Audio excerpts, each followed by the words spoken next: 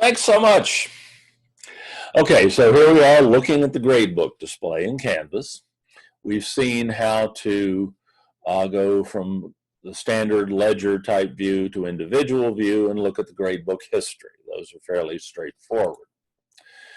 Now we're looking at the view menu, which seems a little redundant, but we just talked about how you can sort the order of the columns in the gradebook in a variety of ways that are fairly straightforward, so that you can arrange the gradebook columns in a way that's convenient for you at any given moment. And you can change that view, that arrangement at will for different circumstances. This will not affect the order in which the students see their grades. They control that, not you.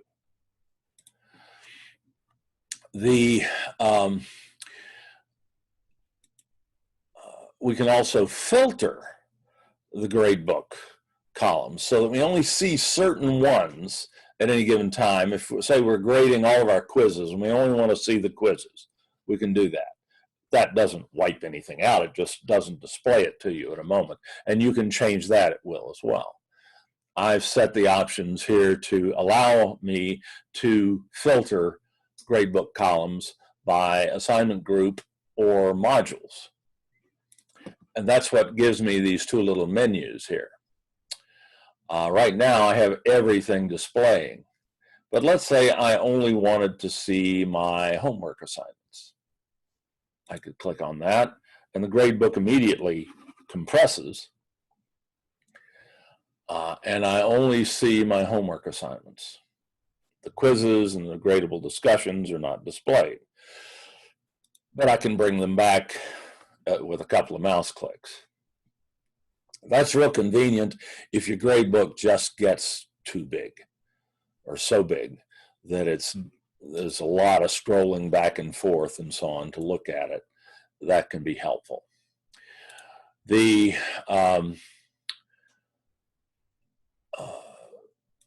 can look at different statuses.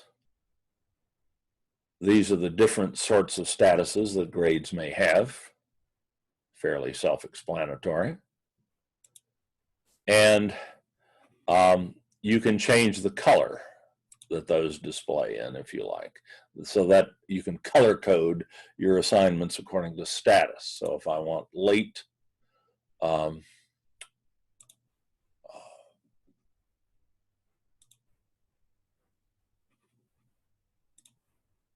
late assignments to appear in a certain color, I can do that. Right now I've got that set to pink, I believe. Let's see. You can add columns, a notes column to the gradebook if you like, just by going to view and clicking notes. That adds a column right to the right of the student name, which allows you to put just general notes that for your purpose. The students do not see this, only you do. And you could put a note in here about, I don't know, in hospital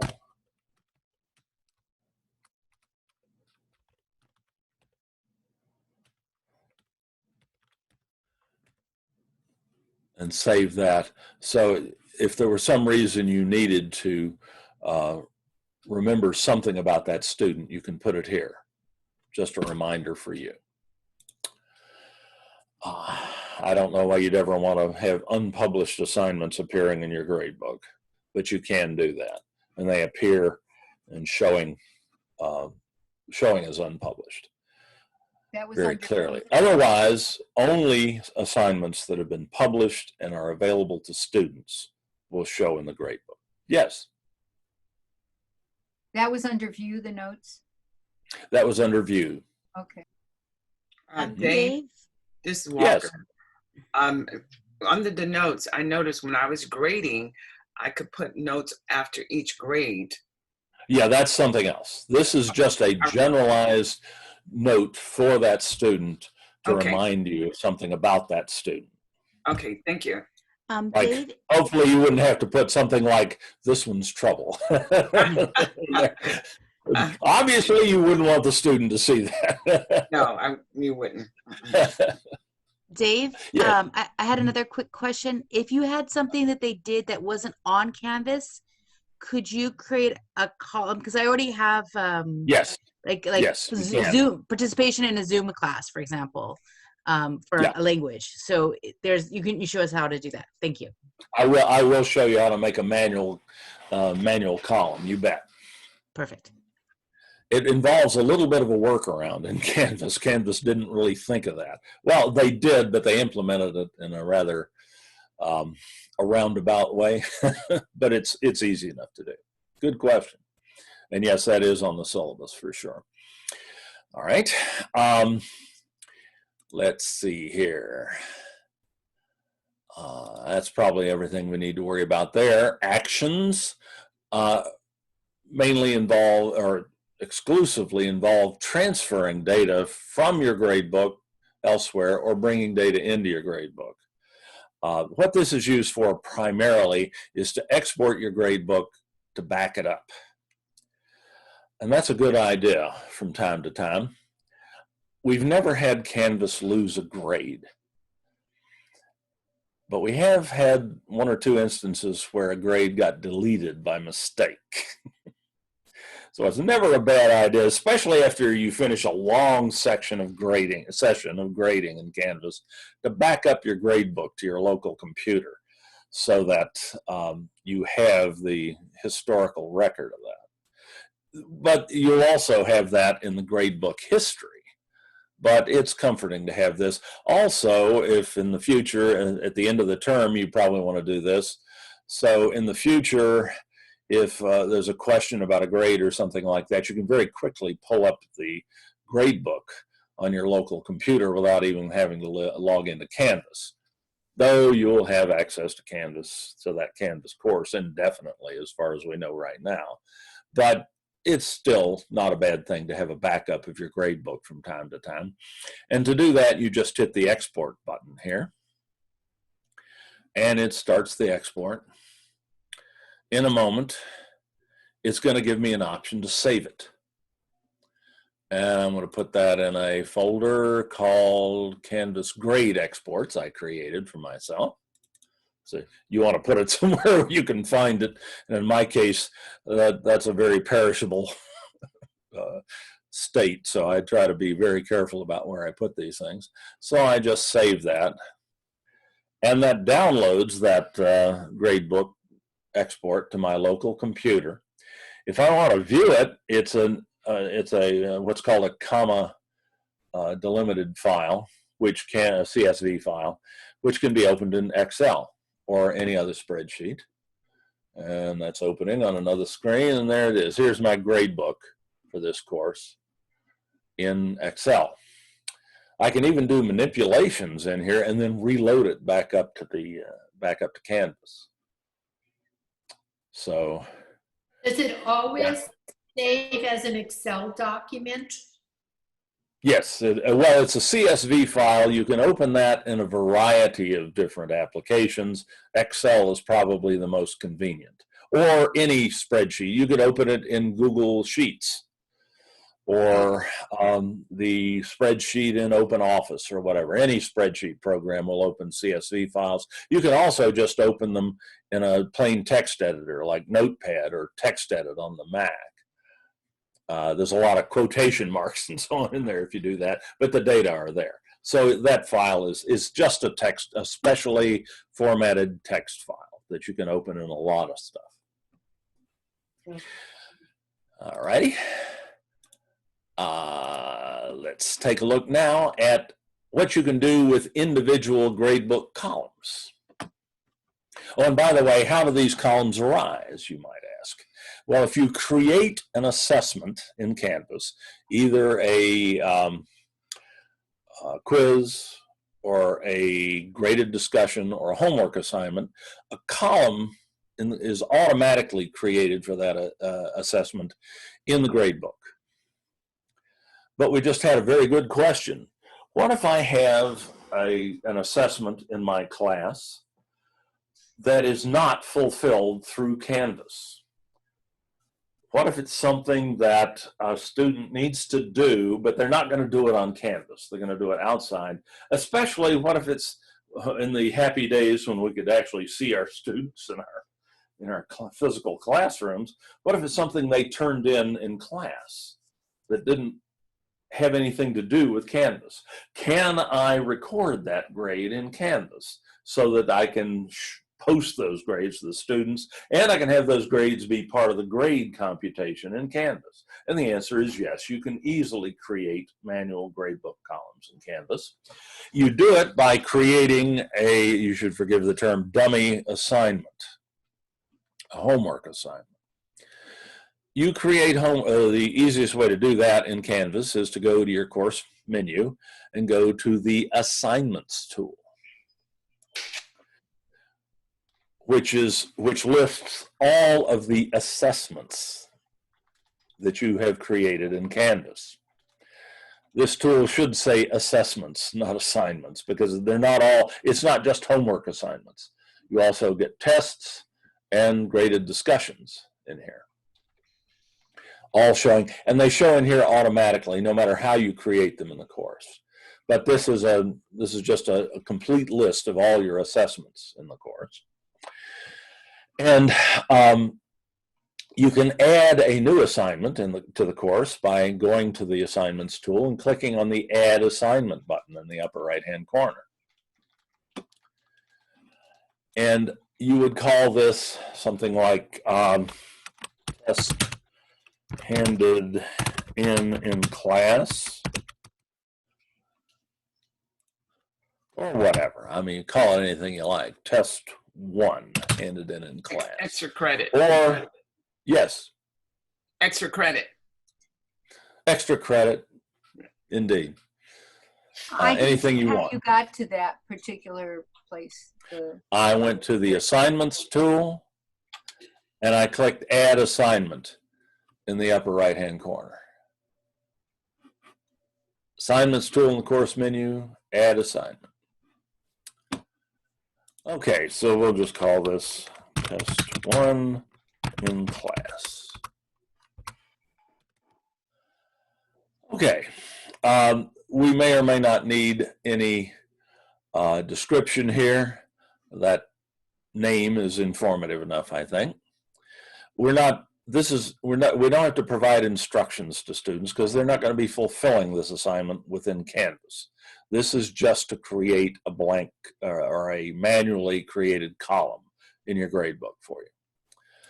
You need to specify a number of points, possible points for this question, so Canvas will know how to weight it in the gradebook computation. And when it adds up points, it'll know how many points to consider for this as possible for this assignment.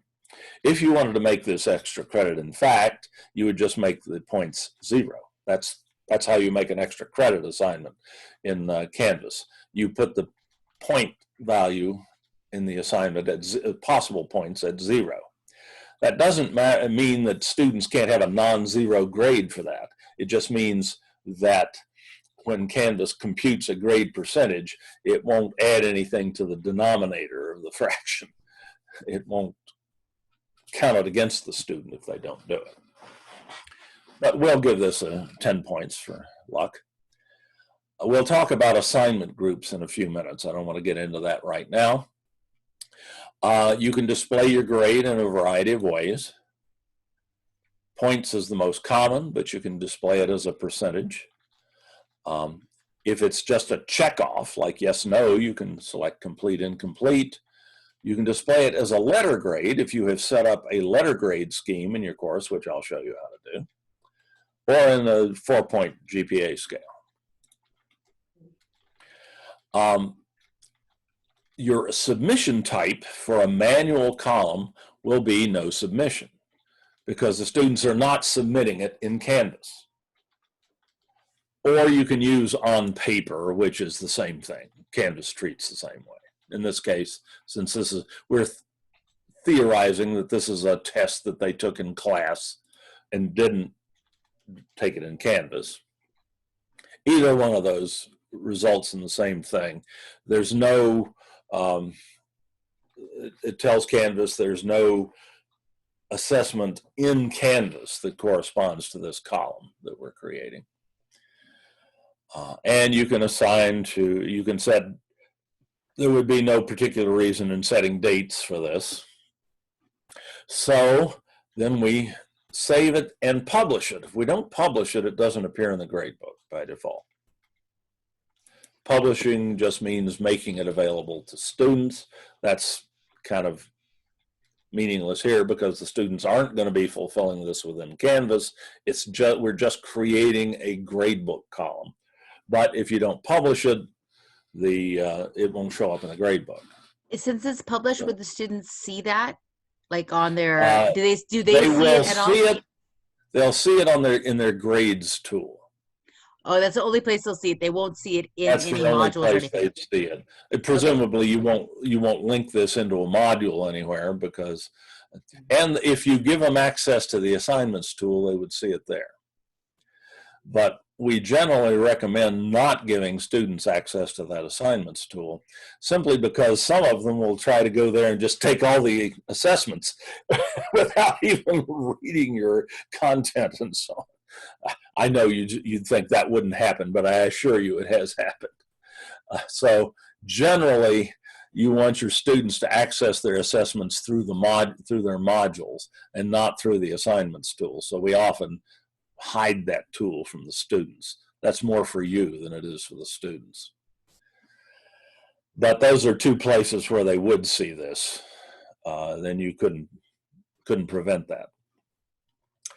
All right, so let's go back to the gradebook and see if we can find that puppy. It's probably all the way out. It usually appears all the way out to the right.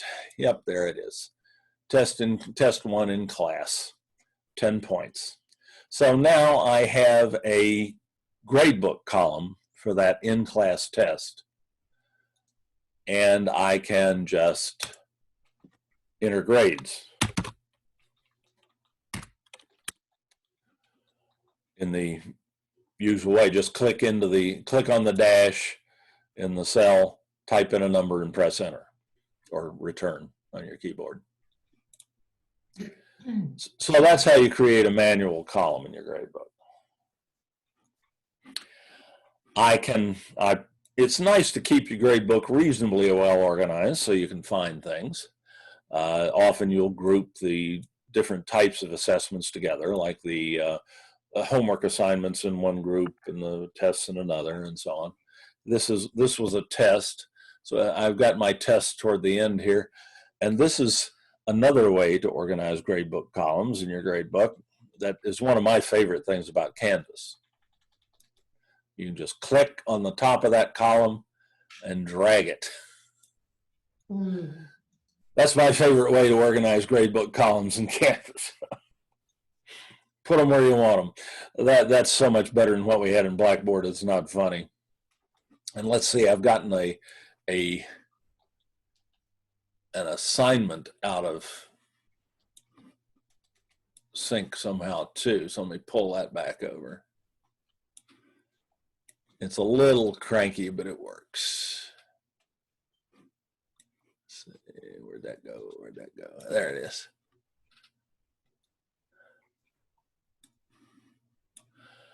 Okay. So I can arrange gradebook columns any way I like and very easily just by clicking them and dragging them. Just remember that that doesn't affect the order in which the students see the grades. They determine that in their grades tool, and they can sort their grades any way they like. Okie dokie. So we've talked about how gradebook columns arise and how you can make a manual one. Alrighty. Let's see. Now let's talk about how we can manipulate the grades display within columns. Each column in the gradebook has a little context menu associated with it. You don't see it until you mouse over the column heading cell, but when you do, you see these 3 vertical dots here. Canvas uses the 3 dots as a symbol for a menu. The 3 dots may be vertical or horizontal. We've seen both. But if you see 3 dots together, that probably means there's a menu there. If you click on the 3 dots, a drop-down menu will pop up. So let's see what the drop-down menu for this looks like. Let's go to the student name column first, since that's a little different than a grade column. Let's see what we can do there. You can sort your gradebook by student name, by SIS, Student Information System ID, integrated login name. No real reason to do that. You're going to sort it by name. And you can sort it in alphabetical order or reverse alphabetical order by the student's sortable name. So Dave, do you usually Yes. do you put their name in like? No, their names, when a student is enrolled in the gradebook, their names appear in the gradebook. Or when a student is enrolled in the course, their names appear automatically in the gradebook. You don't have to do that. Okay, is it alphabetical by last name or by first name? That depends on how you have them listed. You can display them as first, last, or last, first. Okay, so you can change that. You can change it. Okay.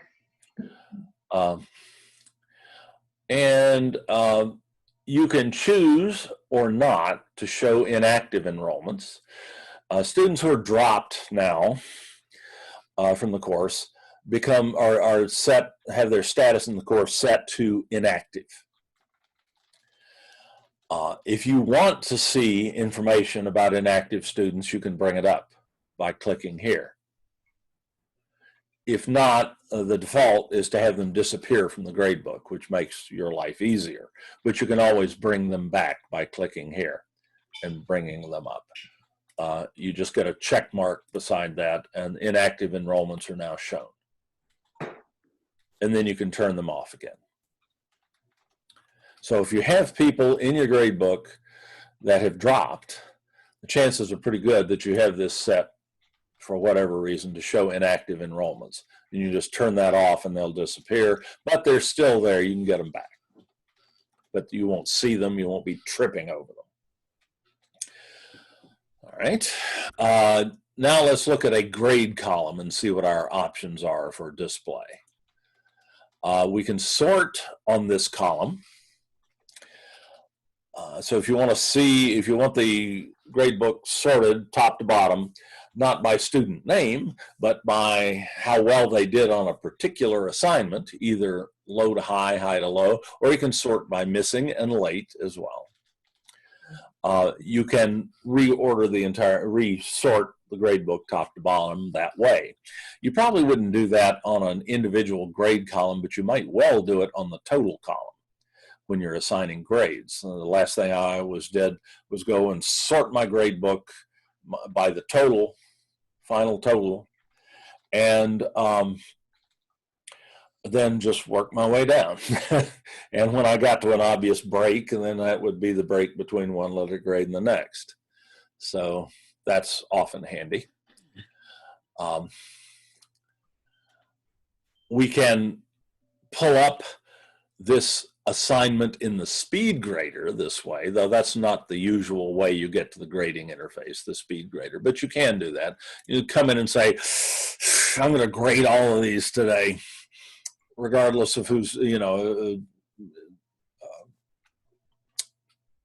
I just want to get this assignment out of my life right now. I can go to the Speedgrader and it will pull up the first student who's submitted this, or pull up the first student in the list, and then you can just go through them, wham, wham, wham, wham, in the Speedgrader without having to go back to the gradebook. So that's why you might use enter the Speedgrader from here. We'll spend a lot of time in there anyway. This is an exceptionally useful entry. Message students who. Who what? Well, who haven't submitted this assignment yet. rather than having to go through and look and say, well, there's 3 students in this column that haven't submitted yet, I'd like to send them a message. Rather than having to jot down who they are and go to your inbox tool and put those 3 students into a message and send it to them, you can very quickly message students who have not submitted the assignment or whose assignments haven't been graded, like, sorry, I'm working on it, you'll get your grade soon. Or who scored less than a cutoff or more than a cutoff. Maybe you want to give congratulations to anybody who got more than 90% on this assignment. But it's a tough one, folks. Congratulations, you did good work. Positive feedback really works, especially in an online course. So you can automatically message students who meet one of these criteria, and it will tell you which students it's going to send to. Then you just put you get an automatic subject. You can alter that if you want, and then you can type a brief message and send it off. You can do that right from within the gradebook.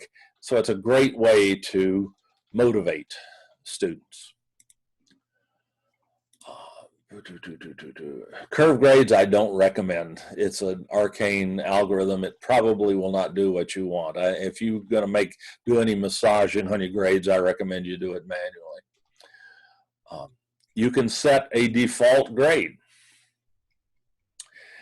This is something you don't want to do until you have graded all of the submissions that you're going to get or that you're going to allow or accept. But once you have done that, you can use set default grade to set a point value for default, and the usual is 0. And what you would use this for is to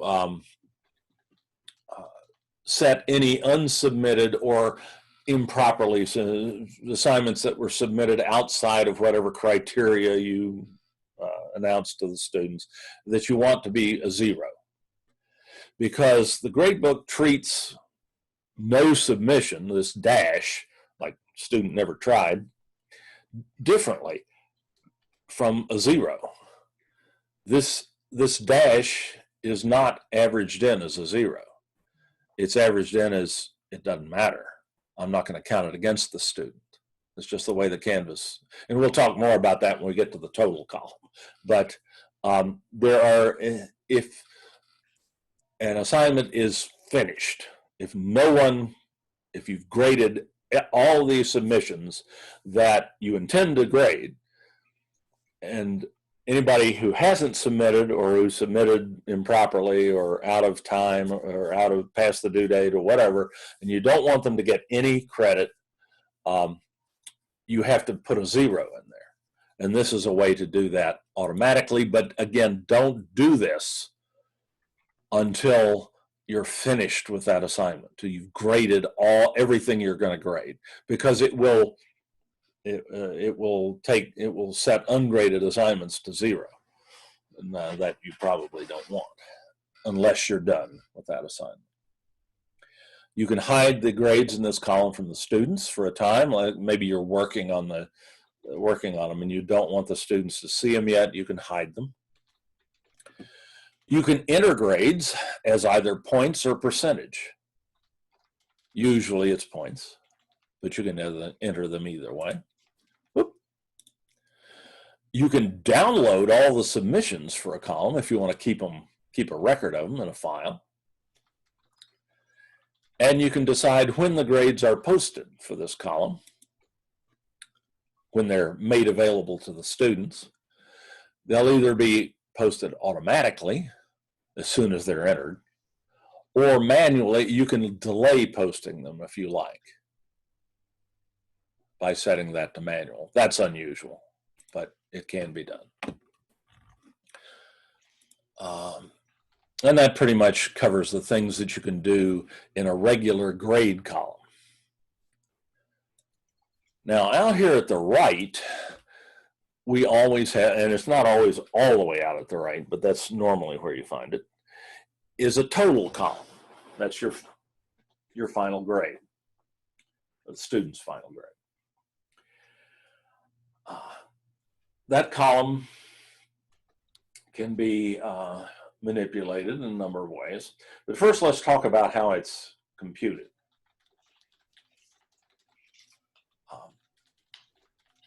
And I need to make a quick change in this course in order to make this make sense.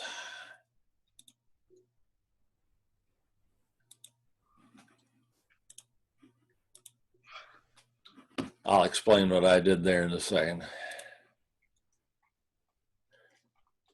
There are a couple of things I want to show you that I can't show you with that status. All right. Your total column is by default, out of the box, blank shell in Canvas, computed simply by adding up the grade point values that the students received for each assignment, just as you would do it. Then taking the total possible points and adding them up and dividing the possible points into the earned points and multiplying by 100. And you get, by default, a percentage. You can change that display to points if you prefer.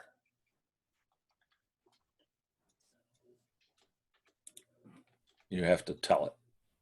So you can display this right out of the box with Canvas, display this as either points or percentages. The default is to display as a percentage to 2 decimal places, and you can't change that. You get 2 decimal places and that's it. And you can't get fewer.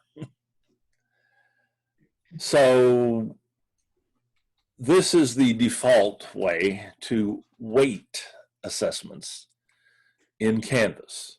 Each assessment, of course, counts has a different weight in computing the final grade. Some assignments have more impact on the final grade than others. A final exam would be worth more than a daily quiz. Simple idea. Canvas takes that, by default, Canvas does that weighting by the points possible that you apply to an assessment. The more points the assessment, the more possible points, the higher the weight, the heavier the weight of the assessment in the final grade computation. And again, the final grade computation is really simple. Canvas just adds up all of the student grades for that student, divides by the possible points, and gives a percentage, or just shows the point value if you prefer, the number of points earned if you prefer. The question that you might ask at this point is, okay, but during the course of the term, the students have only done some of the assessments at any given time. How does Canvas treat that? How does Canvas treat assignments that students haven't yet submitted? Well, the answer is that it ignores them. And that's a behavior you can't change. So if a student has submitted one assignment and they got a perfect grade on it, then their total percentage will show as 100%, as a running total. The student is not penalized for things that they have not yet submitted, not yet attempted. That's fine if the student is not supposed to have submitted it yet, or still has time to submit it. But what if a student just submits one assignment and then goes walkabout on you and doesn't submit the next 4? And they should have, and the due dates have passed and everything, they'll still have 100% here. Canvas will not count those unsubmitted assignments against them unless you put a 0 in there, either by manually entering a 0, which you can always do, or by setting a default grade to 0 for that column. But remember, you don't set the default grade to 0 until after everyone is submitted that's going to, and they've all been graded. Everything that you're going to grade has been graded. then you can set the default grade in the column to 0, and you don't have to go through the column and manually enter zeros, which is a good thing if you have 40 students in the class, God forbid. You don't want to have to go through and hit 0, 0, 0, 0 a gajillion times. So the default grade option is good, but don't use it until you're done with that grading with that column. But you do want zeros in there so that students don't get an inflated opinion of how well they're doing. That can be a real problem. We've had students come to us and complain and say, look, I'm showing a 95% in this course. Why did I get a D? Well, we look at it and we say, it looks like you didn't submit 4 or 5 assignments. He said, well, I thought that didn't matter because I swear to God, we've had this conversation. So you want to make sure that this total is meaningful because the students see this total in their grades. Okay. You can also move this, if you prefer to have this total column right next to the student names, you can move it to the front. Otherwise, you can't, and you can also just drag it where you want it, like any other grade column, like any other column in the grade book. So you can put that where you like, but usually it's at the very right edge of the end of the grade book. So that's the default way to weight grades in Canvas. And conceptually, it's the simplest. But in practice, it's not really the simplest way to do it because it means that you have to weight each assessment by the number of possible points. And that requires a lot of skull sweat when you're setting up your course. Should this quiz be worth as much as that one? Or how does that quiz compare to this homework assignment? You have to do a lot of thinking about exactly how much credit to give to each assignment, exactly how many possible points. And that's an extra cognitive load when you're setting up the course. It's especially tricky with tests because when you set up a test, you can't just say, I want this test to be worth 20 points. When you're setting up a test, you specify a number of points for each possible points for each question. And the total possible points for the test is whatever the question points add up to. And you can't override that. So you have to start thinking, well, in order for this test and that test to have the same weight in the course, which they should conceptually, they both have to add up to, say, 20 points. And maybe there's 20 questions in one test, and that's easier, but there's 25 questions in the other test. Yet you both want them to add up to 20 points. Then you have to get out your calculator and say, how many points does each question have to be worth in order for 20 questions to add up to 25 points? And that's obviously 1 point or something. So you end up with fractional point values, and it just gets to be a mess.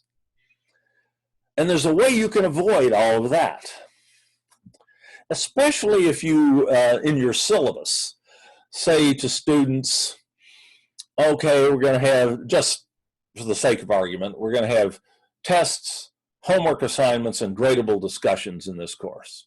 And the tests are going to count, and a final exam. And the tests are going to constitute 40% of the grade.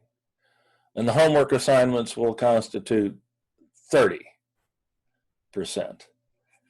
And the gradable discussions will be 10%, 80, and the final exam will be 20%.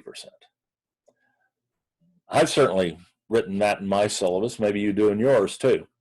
If you want to have Canvas replicate that promise to the students automatically, without you having to go through and say, well, let's see, if the tests are 30%, they've got to add up to this, because that's 30% of the total points in the test and so on, and that in the course. And that all gets really ticky. So how can you just tell Canvas, okay, I want this group of assessments to count 30% of the grade, and this group to count 50% of the grade, and that group to count 20% of the grade, and have Canvas do all the arithmetic, and you don't have to worry about it. And you don't have to go to Excel and set up formulas for weighted averages and things like that. How do you get Canvas to do that? It turns out it's really simple. But it involves a concept called assignment groups that I've just touched on a little bit a couple of times here. So to talk about assignment groups, we have to go back to this assignments tool, which is a very handy tool for you. Again, when you create assessments in a Canvas course, they automatically appear here in the assignments tool. This is one of those circumstances where Canvas gets fast and loose with the word assignment. It uses the word assignment in two different senses in different places in Canvas, and it can get real confusing. I know it confused the living daylights out of me for quite some time when I was first learning Canvas myself. Sometimes Canvas uses the word assignment to mean a homework assignment, which is a specific type of assessment where the student usually submits a file to you through a Dropbox that you grade, like a writing assignment or an Excel spreadsheet assignment, or perhaps a piece of artwork or something like that. The student uploads a file to an assignment, something they do offline outside of Canvas probably, and then upload the file into an assignment in Canvas, a homework assignment. That's one sense in which Canvas uses the word assignment. When we're talking about, say, the assignments tool here, though, Canvas really means assessments. It means anything graded, anything that contributes to the course grade. So this assignments tool automatically contains all of the assessments that you have created in Canvas: homework assignments, quizzes, and gradable discussions. They automatically appear here. You don't have to put them in here manually. Obviously, and here in the assignments tool, Canvas provides you with an add assignment button. You'd think, well, I could use that to make a quiz or a homework assignment or a gradable discussion, right? Wrong. This button only allows you to create homework assignments. You create quizzes either in the modules tool or in the quizzes tool, and you create discussions, again, either in the modules tool or the discussions tool. Yet they all appear here. So it's all a little wishy-washy in terms of what Canvas means by the word assignments. If they just called this assessments, everything would be much clearer, at least to me. I think probably the reason they didn't do that is that that's how Blackboard does it. And Canvas really likes to distinguish itself from Blackboard. So that's just a guess. I'm sure they deny it. So that said, when you first get a blank shell in Canvas, let me see if I have one of those here to show you. I think I made one the other day.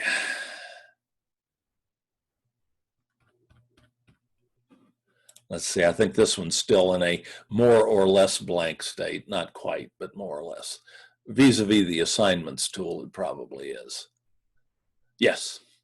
When you get a blank shell in Canvas, and you look in the assignments tool, there's only one category or assignment group, as Canvas calls it, and it's entitled assignments.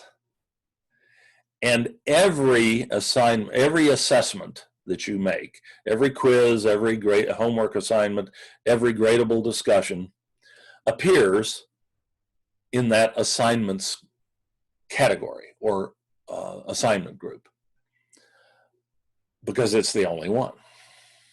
And that's the default state of the course. If you want to weight your grade computations by assignment group, by category of assessments, you have to create other assignment groups. And you can do that here by clicking Add Group. And you just give it a name. Let's say you wanted your test. Let's say you have chapter tests. You can create an assignment group called chapter tests.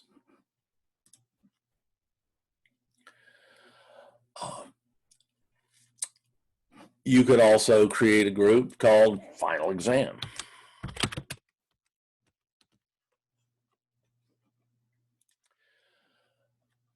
You could create an assignment group called homework assignments.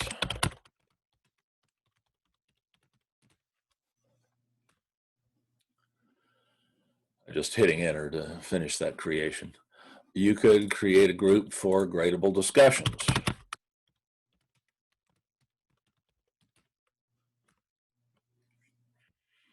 And so on. You can have as many assignment groups as you like. Just depends on how you categorize your assessments and how many categories you have. You could have daily quizzes as another assignment group.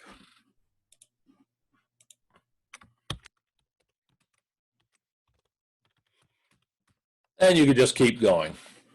Doesn't matter how complex your grading assessment scheme is. You can have as many of those as you like.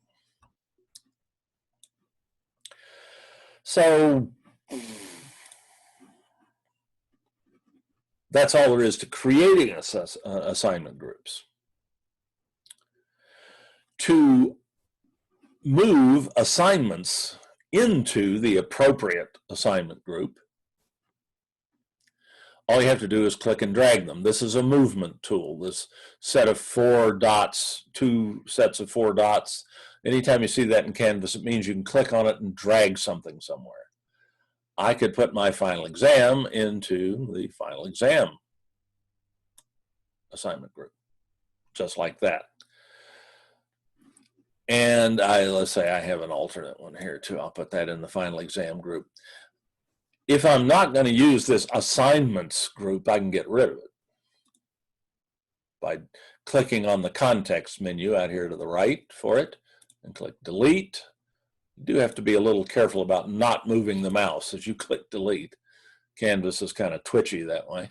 And then click OK. And now I've got a set of assignment groups that I have created that reflects my organization of my assessments in my course. And I've done that in this other course we were working in. Let me go and show you that. I just wanted to show you how to create assignment groups there. Now, there we are, is the one we were in as a sample. And if I go to my assignments tool here, you'll see that I have 3 assignment groups. I've decided to only have 3 categories in this group. I could, as we saw, I could have more.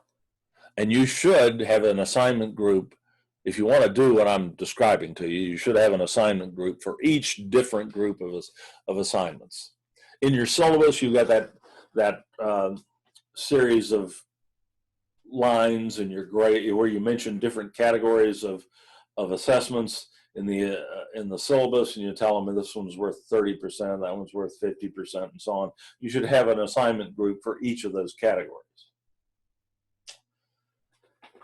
So, and that's what I've done here. I've got homework assignments in one group, tests, quizzes and tests are the same thing in Canvas. Canvas considers anything from a pop quiz to a final exam as a quiz.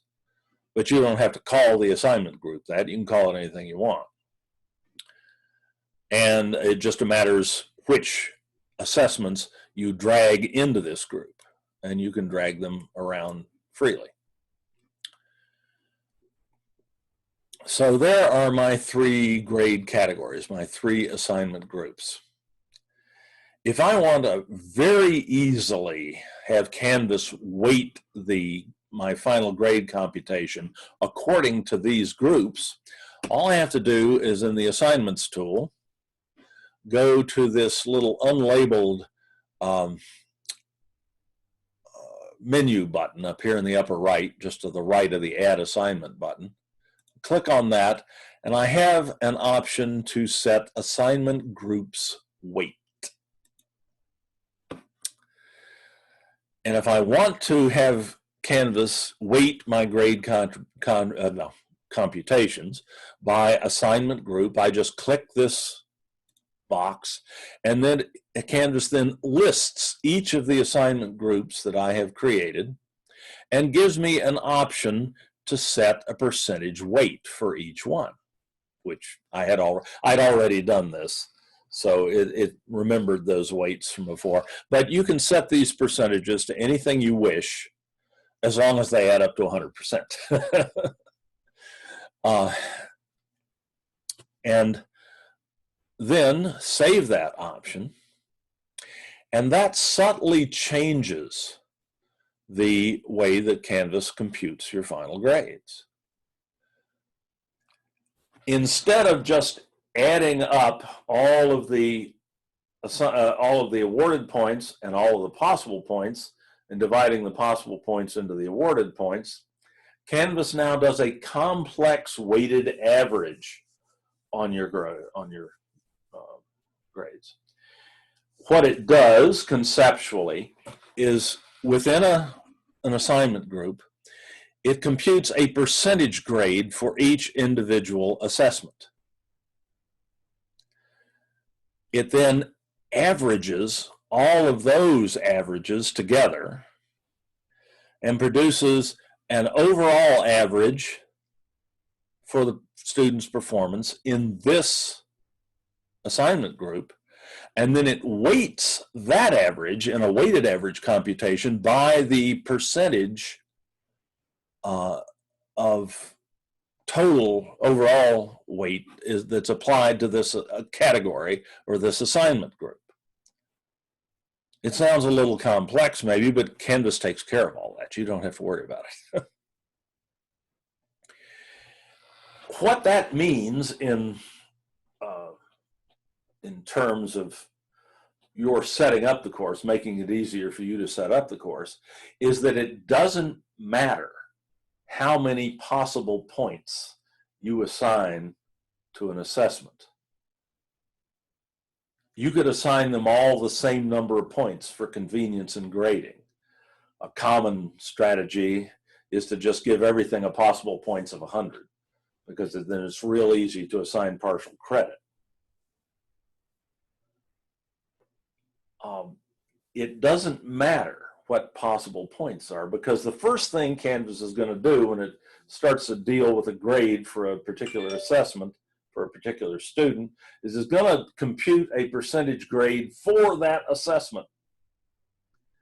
And it's going to use that moving forward. It's not going to use the actual number of points, either the awarded points or the possible points after that. So again, it doesn't really matter how many points your tests add up to. Let's say you have 4 chapter tests. Each test could have a separate number of possible points based upon convenience, like how many questions you felt you needed to cover that material. And Canvas will rationalize all that. It will compute a percentage grade for each student for each of those tests and weight each of those tests equally within the assignment group, and then weight the overall assignment group accordingly. The computations get quite complex, but you don't have to worry about it because Canvas does it all in the background. So this makes things a lot easier for you when you're creating your assessments. Dave, particularly when you're creating tests. Yes, question. Let's say you had 2 homework assignments and you wanted one homework assignment to actually, it's more complex, it's a little bit more challenging than the other one. Right. And you have one is 10 points and one is 20 points. Does that mean that they are now the same weight inside of that homework? If they're in the same assignment group, they have the same weight. Oh, okay. But you can create a different assignment group. If you have a group of homework assignments that are more difficult, and should be weighted more than others, you can create two homework assignment categories. One Okay, for so in the our more- syllabus, we'd have to say, 5% for daily homework, 10% for a large homework assignment. Right. Okay, And- that's really good to know. But depending on exactly how you do your grade computations, it may be easier for you to just weight everything individually and not use this assignment group weighting. On the other hand, if you just want a simpler circumstance, and if all of your tests say, or all your chapter tests are weighted, should be weighted the same, this is ideal. What I'm showing you here is ideal, but it may not necessarily fit the way you compute your grade. So you have these two options in Canvas, and you should use the one that fits your situation better. One, as I say, the basic one of just weighting every assessment by the number of possible points is conceptually easier to grasp, but it involves more work on your part to set it up. This weighting by assignment group is a little harder to wrap your head around, but it makes the overall process of creating assessments easier, because you don't have to worry about how many points possible something should have. You could set your points possible to anything,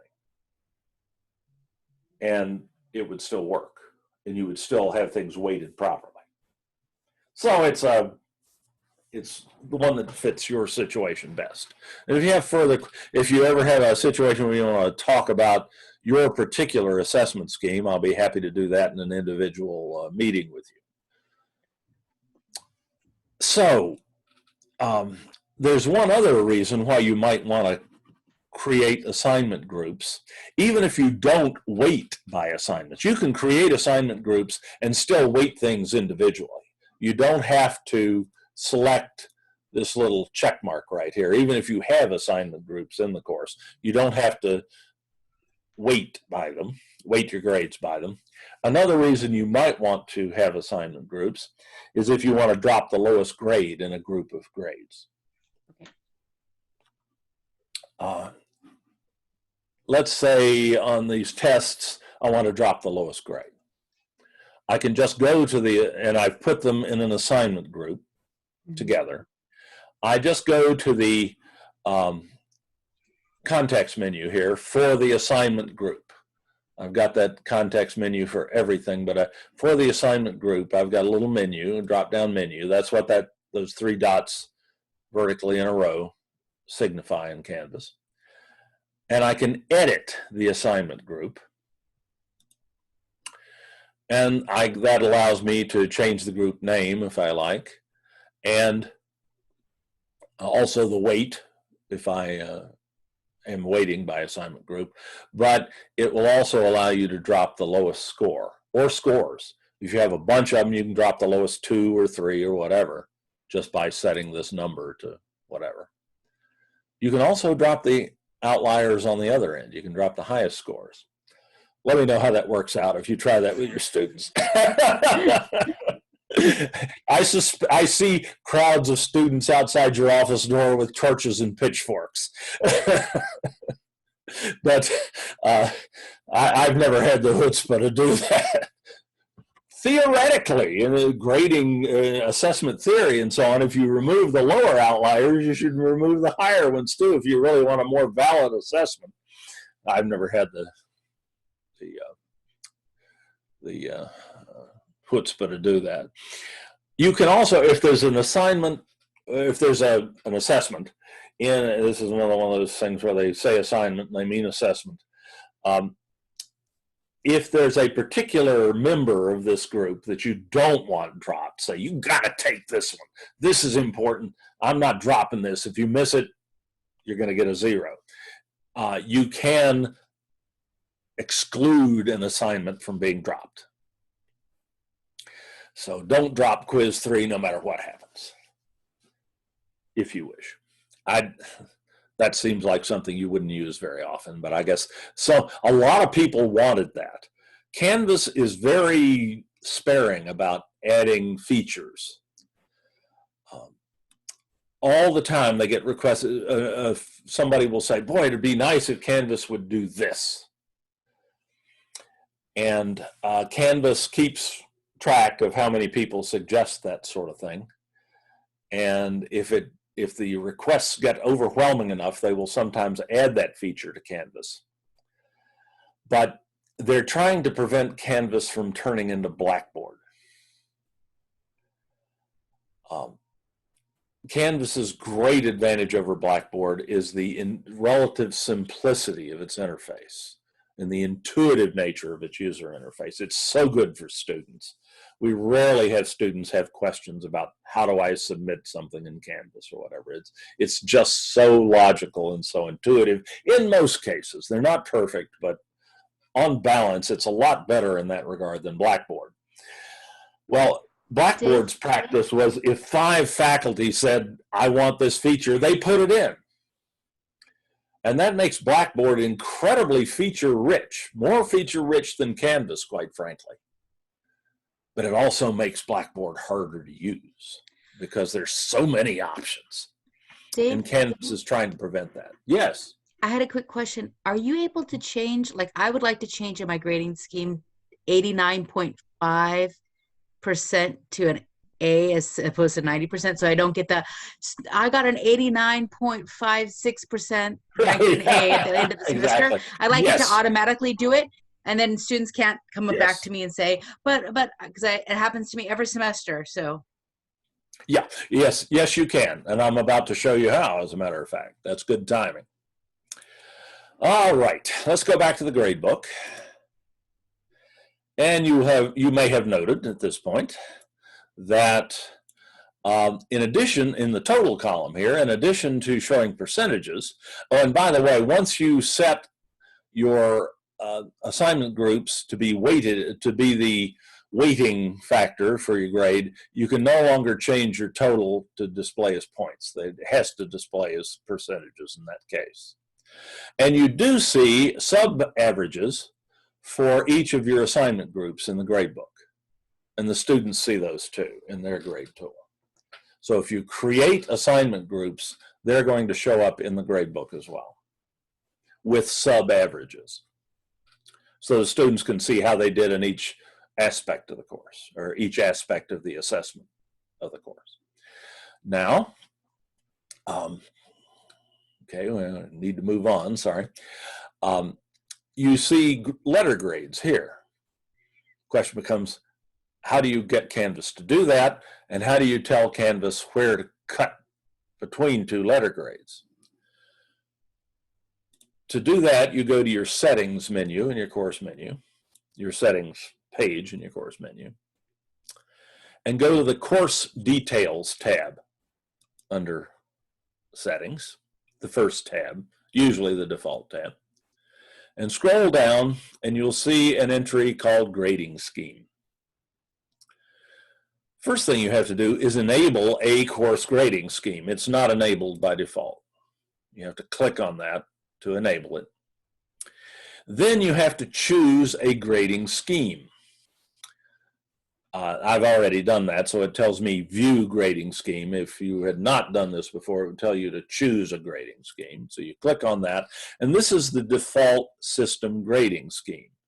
It's the usual ABCDF with cutoffs at 90, 80, 70, and 60 for B, C, D, and F, percentage cutoffs.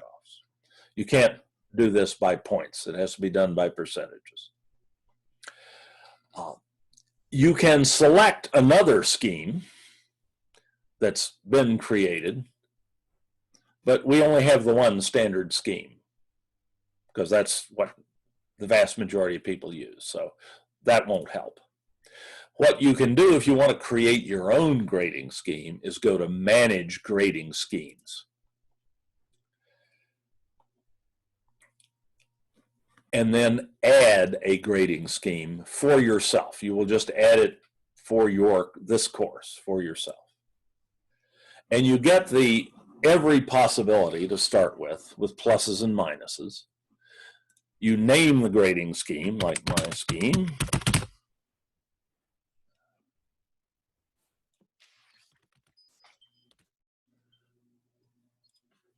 whatever. You can go through, you can, the district doesn't use pluses and minuses, but you can have them in yours, in your Canvas course, if you like. Because again, these grades are not automatically sent to PeopleSoft or whatever. You just have to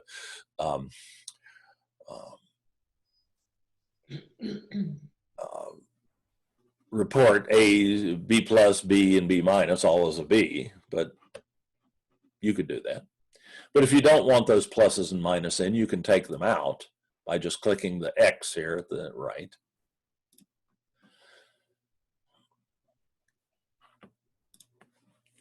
So now I've just got A and B, and you can set the cutoff points. So anything 94 or above will be an A in this case, and anything fractionally less than 94, like 93.99, will be a B. But you can change that and make that 94. We can make this 80, as you said, 89.5.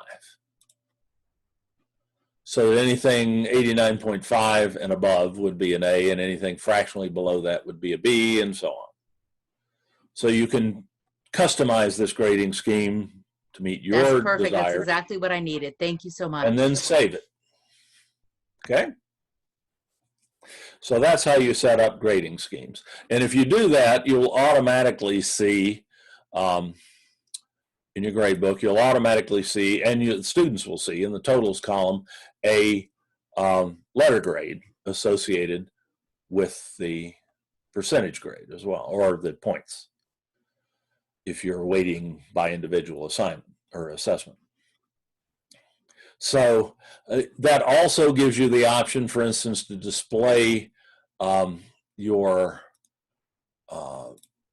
when you create an assignment, you have an option to display the assignment grade as a letter grade instead of a point value or a percentage. And Canvas would use this grading scheme you've set up to inform that. So you have the option to set up letter grades that way. Oh, and that pretty much takes us through the grade book and managing the grade books. Now I want to, yes. I have one last question while we're still on the grade book. Certainly. I know that we can see if it's A, B, C, or D. Can the students, can you control that the students will only see A, B, C, or D and not see a percentage? No. No, they will see both. All right. And they can't change that. Okay. Sounds good. You bet. So, and I should ask, are there any other questions about the grade book before we move on to the Speedgrader? Because I want to spend some time with that. Okie dokie. Let's go to the Speedgrader. Well, let's go to talk about grading, the actual process of grading. When a student submits something in the gradebook, if it's an objective test, see, I've got some of those here, like this one. Canvas grades it for you. If there are nothing but objective questions, Canvas grades it for you. And you see a number there, and you don't have to do anything manually. If, on the other hand, a student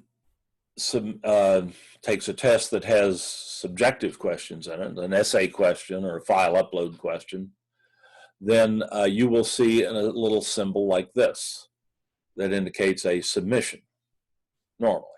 You may also see a T. T means a text submission. Means a student typed something in a text box to satisfy an assignment, a homework assignment. And that you'll only see that with homework assignments. And that is something you would set up when you set up the assignment. If you want the student to just type a brief paragraph or something to satisfy a homework assignment, and that's the type of submission you've gotten, you'll see a little T here. Otherwise, you'll see this little symbol which indicates a file has been uploaded or a test has been taken which has essay questions in it. or somebody has participated in a gradable discussion and it's awaiting your grading. Their participation is awaiting your grading. So this means there's something here to be graded, you need to grade it. In order to, we're going to take a look now at each of those different scenarios. And we'll spend most of our time talking about grading homework assignments because they tend to be the most complex. You're going to be doing more grading for a homework assignment than you will usually for a test or a gradable discussion. So let's talk about that first. And to do that, I want to create a new assignment here that's clean, that doesn't have history, as it were, so that we can see how it works from scratch. So I'm just going to make an assignment in the assignments tool. I'm going to call it screencasting definition. I'm going to call it 2 because actually I haven't had something with that name before. And I'm just going to put in here some instructions for the student. Define the term screencasting, period. Include applications for this technique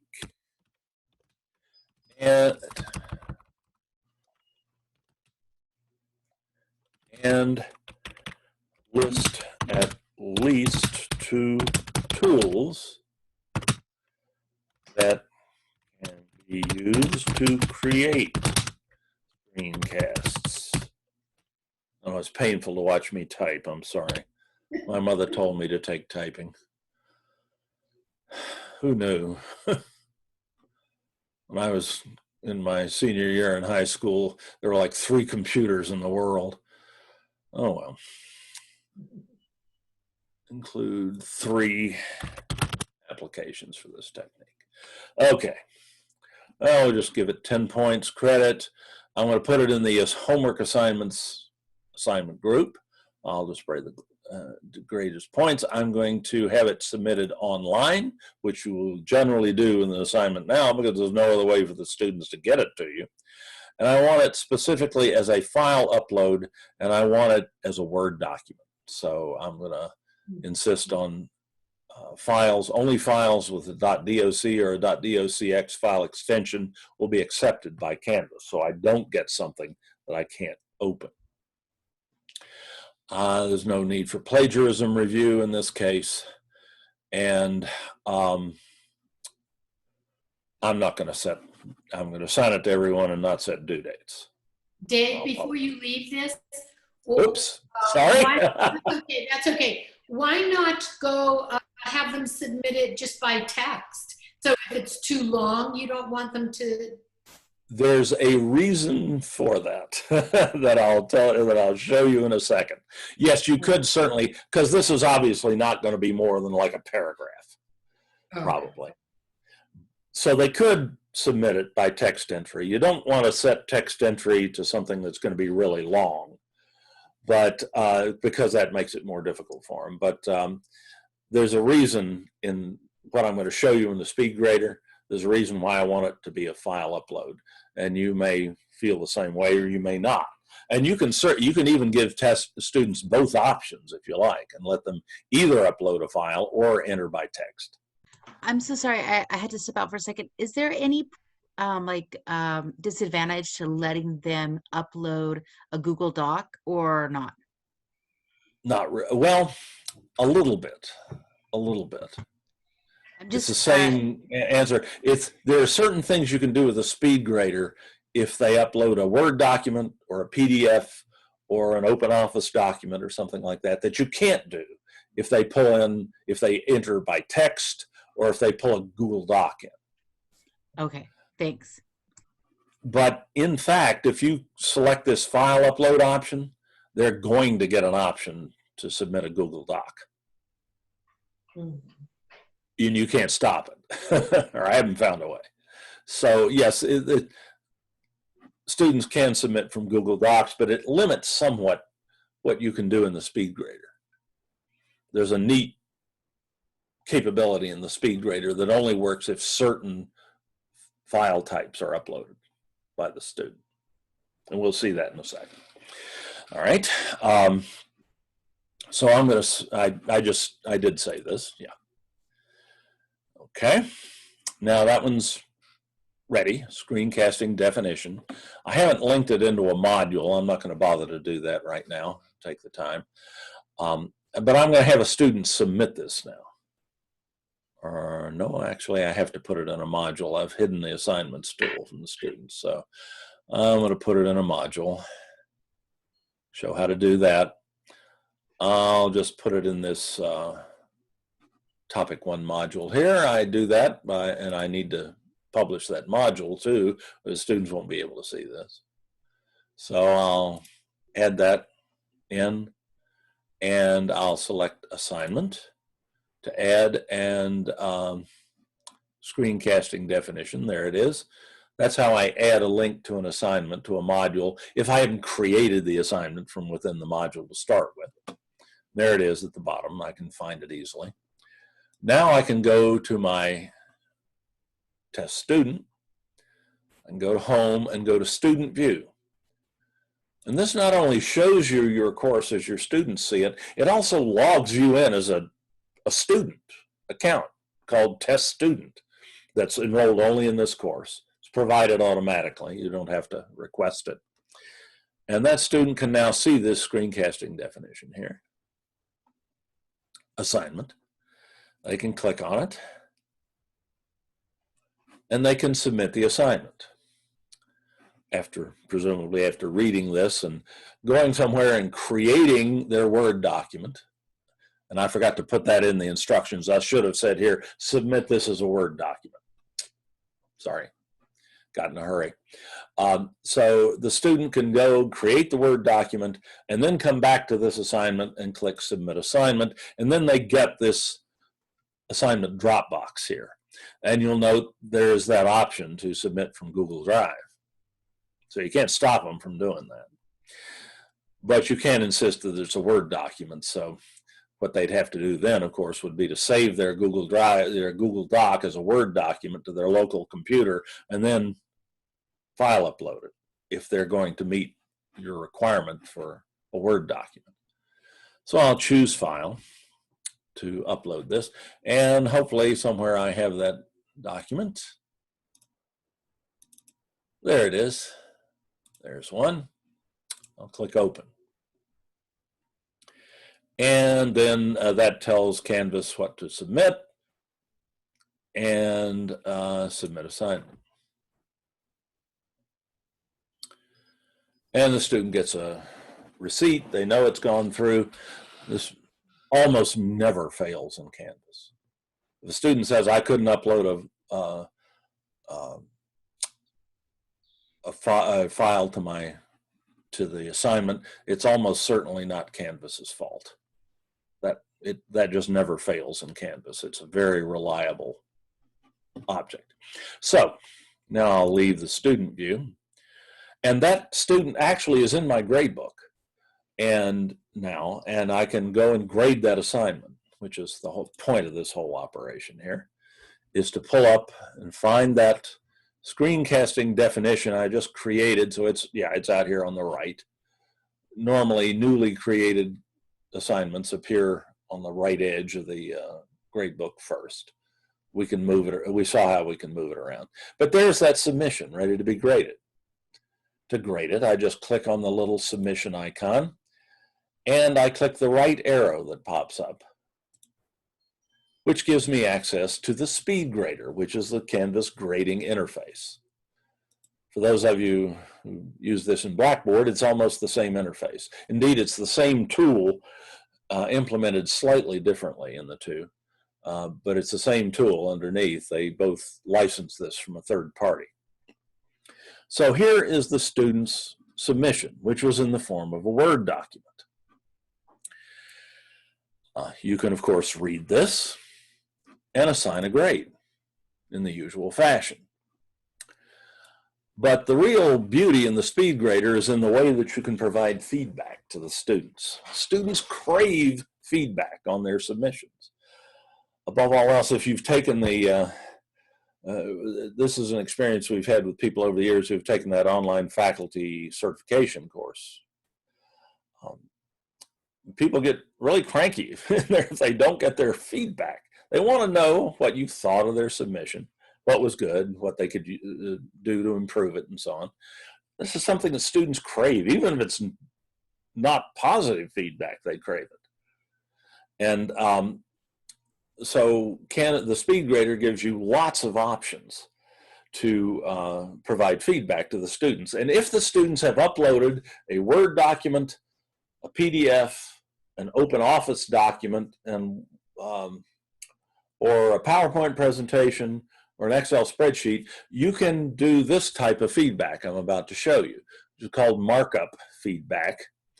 You can, effectively, it allows you to blue pencil this document that they've submitted.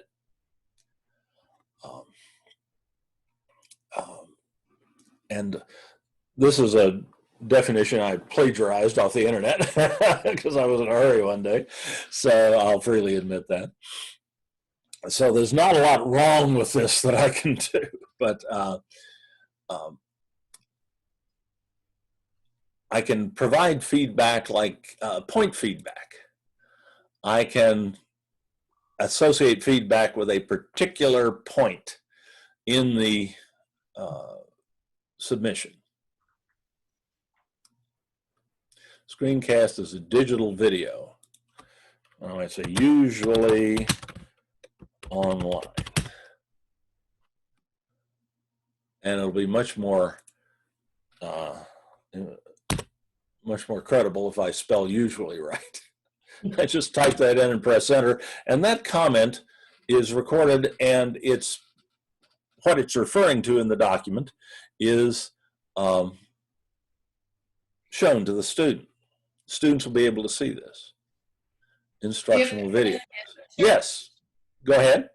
I'm sorry, when you type that in, usually online, do you press enter or reply or? Enter or return on the keyboard, right, to save it. Right. Or you can do highlight markup, where you highlight a word, he said. Come on. There we go. And when you highlight the word, you get a little symbol to that allows you to create that text box that you can type in. If one sure is worth 1,000 words, how many words are 30 pictures a second worth?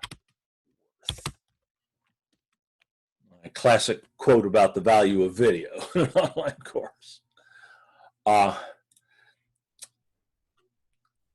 I can provide general free text feedback by just clicking anywhere in the document, and it will give me a text box.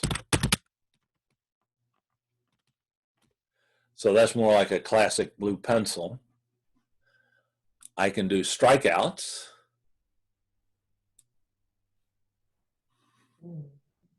Dave, quick And question. replace that with screenshot. Yes. Can you change the color of your comment so they can differentiate it from their paper? Can you make it red or something like that? Yes, right up here. Right up here. Ah, cool. All right. But I don't think you can change the strikeout color. I think that's always red. But the highlight color, yes. Okay, thank you. I'll shut up. Good question. Never thought of that. You can also do free drawing, like you can draw an arrow. If you use your imagination, you might consider that an arrow. You can circle something. And you can associate a comment with that.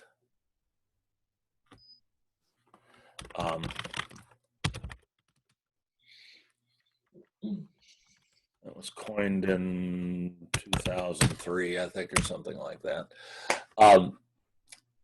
So you can provide all sorts of markup feedback in context, in the document. But again, the student has to submit one of a relatively small number of document types.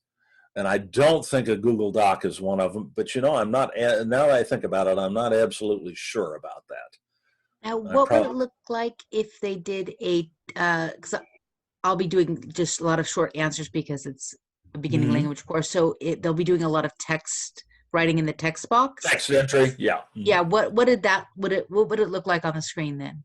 You would see what they entered. You just wouldn't have these markup tools available. But we would have the ability on the side to write comments. Is that correct? You can still go over here and type a general comment,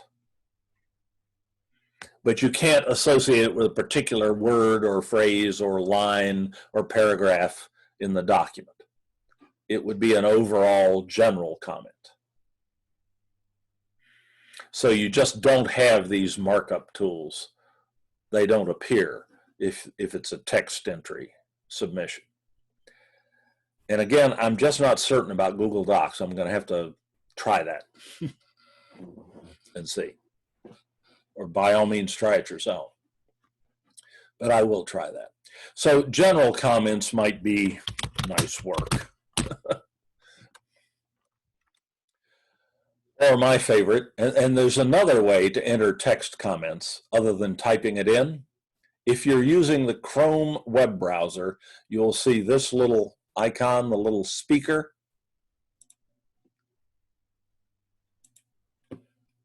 Fairly well done, period. You did not provide tools that can be used to create screencasts, period. Okay, that clearly meets the dictates of Clarke's first law that any sufficiently advanced technology is indistinguishable from magic. That is magic. Works. And then finally, of course, you're going to need to assign a grade, which you can do simply by typing and then click submit. The grade goes into the gradebook.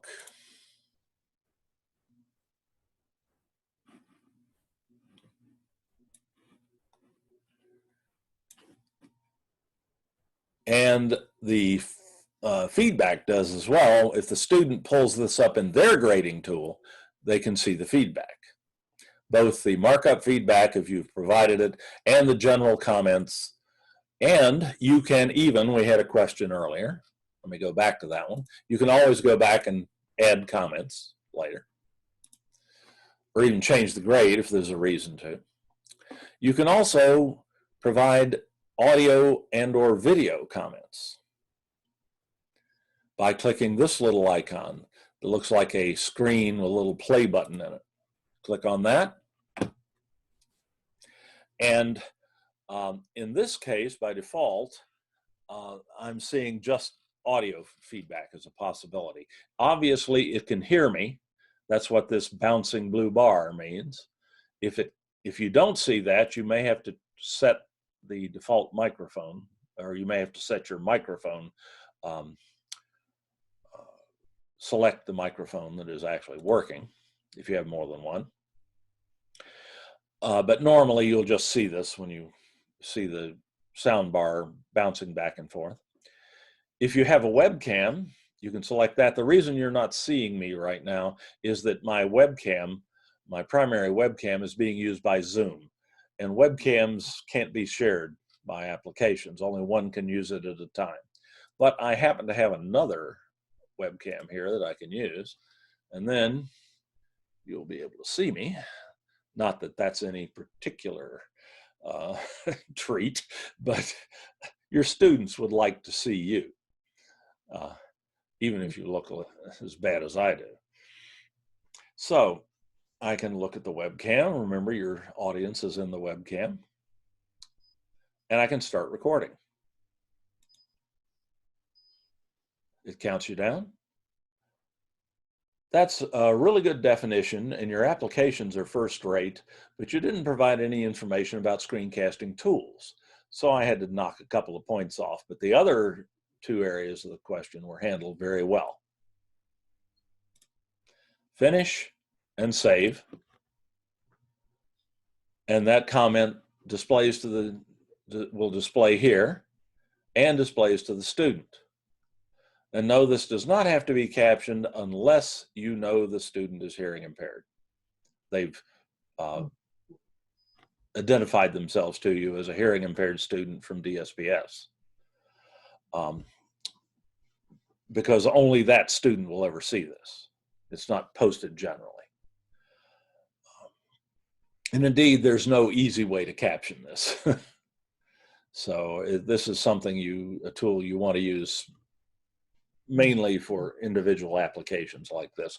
Though this tool is also in the rich content editor. You can put these little videos in any Canvas page, for instance, or a discussion forum post. And the students can use it too. If they're posting in the discussion, they have this tool available to them, and they can post a little video message or audio message if they turn their webcam off, or if they don't have one.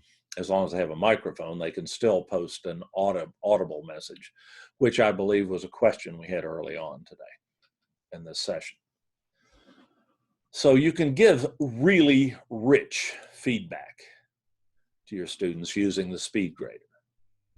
The process is essentially identical for grading tests which have essay questions in them.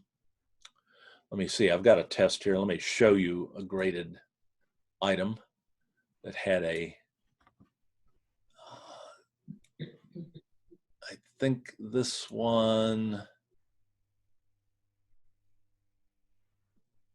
had an essay question in it. Let me see if I'm right.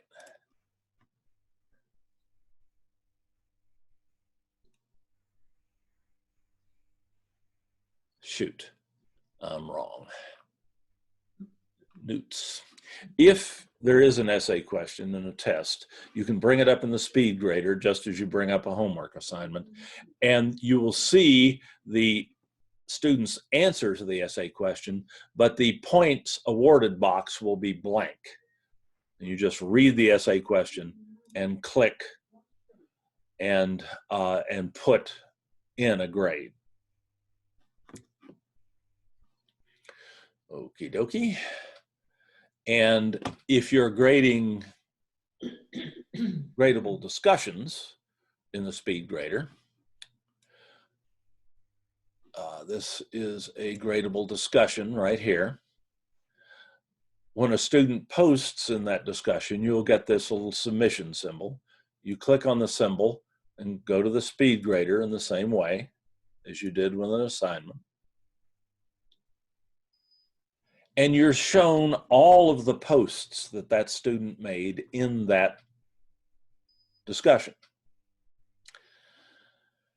You can read them very quickly. You don't have to go through the discussion and pull out this post by that student. Canvas does that for you. You read them, you decide on a grade, you type it in, and you submit it. You can also provide comments just as you can with an assignment using these little symbols down here. This symbol, by the way, the paperclip symbol, allows you to upload a file which contains feedback for a particular submission. That is often used to upload a screencast. If a student has submitted an extensive writing assignment and you want to go over it in real time, well, not in real time, but if you want to go over it as if you had the student sitting in front of you, you can bring that page, that submitted assignment up in the Speedgrader, and you can record your screen while you're doing it in something like Zoom or Snagit or Camtasia or Screencast-O-Matic and talk about the assignment. You can mark it up in real time, mark it up while you're recording yourself doing it and talking about it, and provide really rich feedback to your students. It's the virtual equivalent of meeting with each student and going over their paper with them individually, except you don't have to set up a meeting. You can do it online, record it, and then upload that screencast file in the usual way. Choose the file and find it and upload it. And the student will be able to click on it and view it, or read it if it's a Word document or something. And you can give incredibly rich feedback that way. It's almost the only drawback to it relative to actually meeting with the student is the student can't ask questions in real time. But they can view your recording and then email you, message you, and ask questions. So it really it's one of those things allows you to reclaim some of the things you lose when you don't actually meet with your students face to face, and you can do it asynchronously in Canvas. Okay, so you just make a gestalt here and give a grade. You can, if you want to see the posts in context, you can view the full discussion.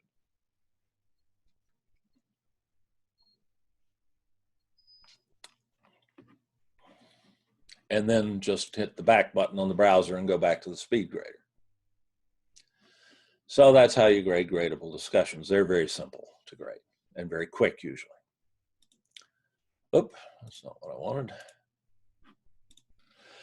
All right, that's pretty much covered our syllabus today.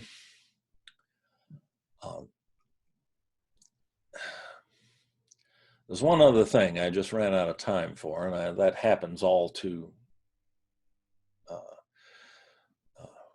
frequently. I'd like to get that in the recording so that people who come back and look at this can do it.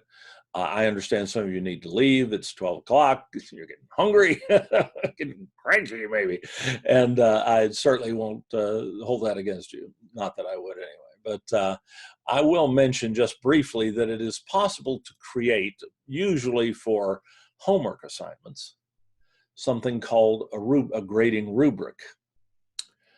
And let's look at an assignment where I have done that, because I want to at least cover this. I've got to do an individual tutorial on this because I always seem to run out of time here, but I like to be able to take questions.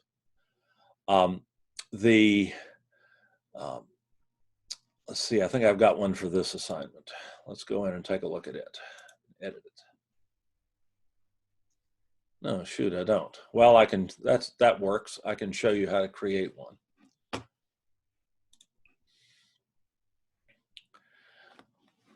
When you create the assignment and you go to the display page for that assignment as an instructor, you have an option to create a rubric, which you can do by just clicking on that. And a rubric is basically a table in Canvas, is basically a table with rows and columns. Each row represents a separate grading criterion that you would apply to a particular assignment. And each column represents what Canvas calls a rating. It's basically just a level of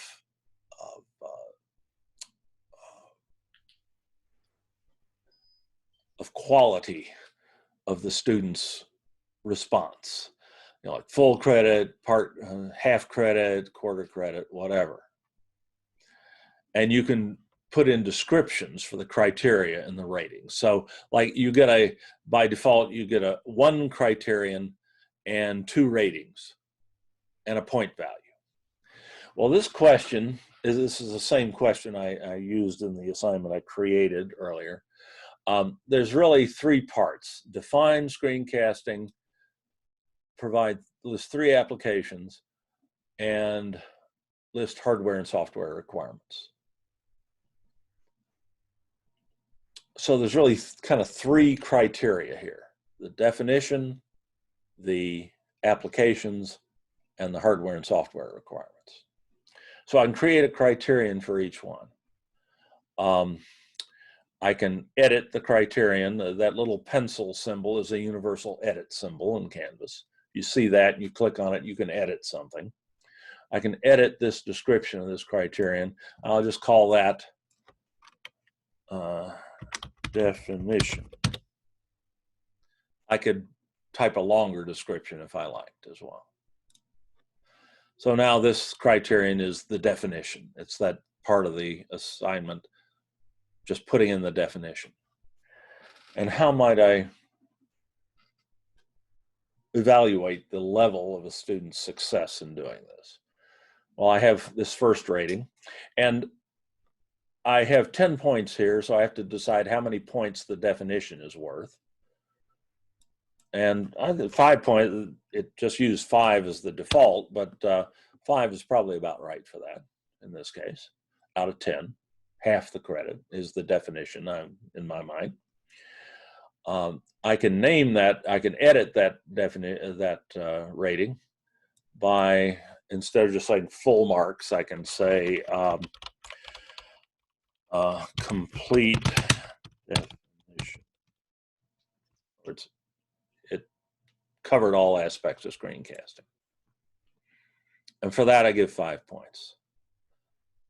And here I've got this nothing, no credit.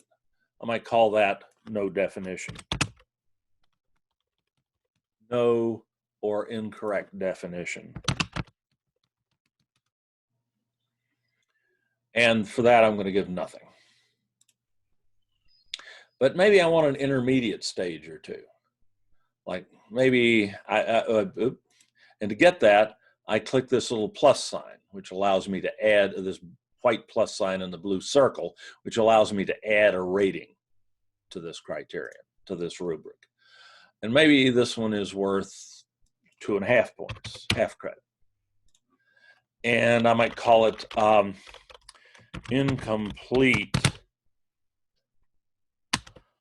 but essentially correct definition. Call it anything I like, just to remind myself what I was thinking when I created the rubric. And that's one criterion. But there are 2 other criterions here. Criteria, excuse me. I did take Latin at one point. List 3 applications. Okay. I can add a criterion to my rubric by clicking this button here. And it's a new criterion, and call it applications created. So now I have another row in my rubric. Same process again. And in this case, I'm just, in the interest of time, I'm just going to leave these as is. But this is only, I only have maybe 3 points for this. So I'll enter that. So the option to do the full marks or no marks for this. And I could get much more detailed here. I could say, I guess I'll do that. I could say this person provided 1 application. And this takes some time, but I guarantee you get it back on the far end grading. And we'd give them 1 point for that.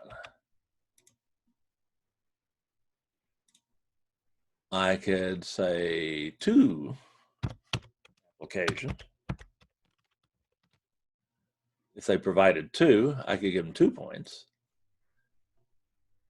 And if they provided 3, all 3, then of course they're perfect. So I can give partial credit very easily. This reminds me to be consistent. But as you're going to see in a second, this makes your grading process so much easier. And I've got that third criterion of new criterion, requirements, hardware and software. And I asked for 2, so I could either have full marks, and that would be 2 points. I only have 2 points left out of my 10, so I have to set this criterion to be worth 2 points. Enter that. And this is going to be, but I could have an intermediate. What if they only put 1 requirement?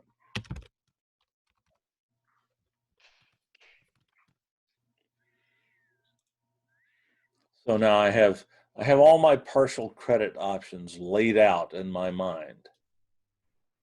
And once everything is set the way I want it, I just create the rubric, and it becomes associated with this assignment. You can also always find your rubrics under the rubric entry in your course menu. But let's go to the gradebook and take a look at grading this assignment. That one was, let's see.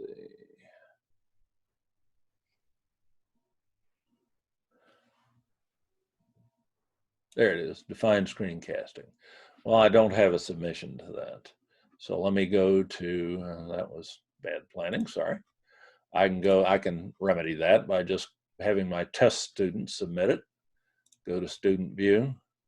This is wonderful for testing your course to make sure everything is working. To go into student view and act as a test student.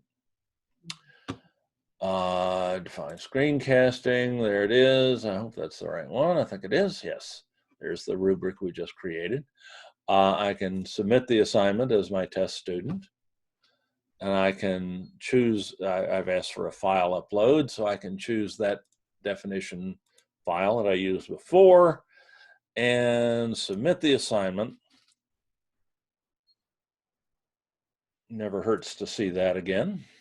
Then go back to being me, leave student view, go back to being me, and go to the gradebook and grade that assignment. There it is. There's the submission. I go to the Speedgrader by clicking on the little icon, click the right arrow, and go to the Speedgrader. And now I've got a button to view the rubric.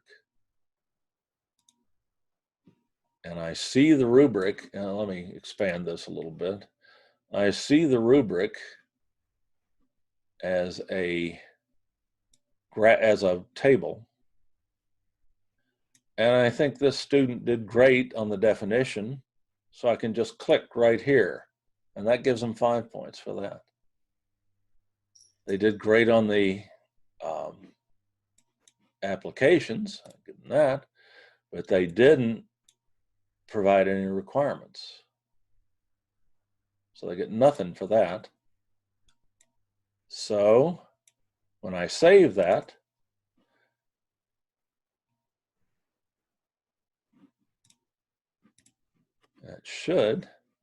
it gives me total points, and that should be showing up here. Why is that not showing up? Let me submit that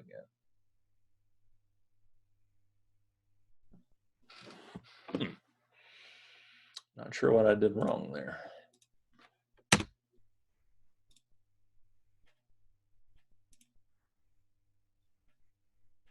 It has the total points 8 on the bottom.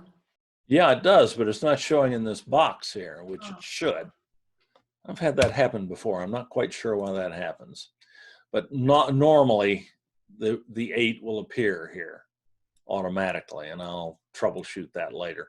But it makes grading just a series of mouse clicks. Bang, bang, bang, boom. You're absolutely consistent in your grading that way. You're always using the same criteria and the same partial credit. And it really speeds up the process because you just click through the rubric. And maybe the best thing about the rubric is that the student sees the rubric before they submit. So they know what you're looking for. So it's not going to be a surprise to them. It shouldn't be a surprise to them if they lose points because they didn't include part of it, they didn't carry out part of your instructions. So it guides them. Okay, thank you very much. I wanted to get that in the recording. Now, let's see. I'm looking at the chat tool right now to see any questions that I might have missed over there.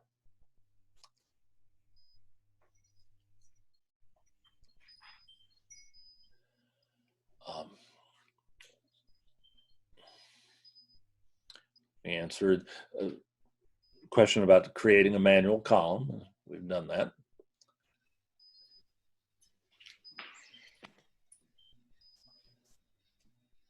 Okay, thank you. And yes, I did show the gradebook in both individual and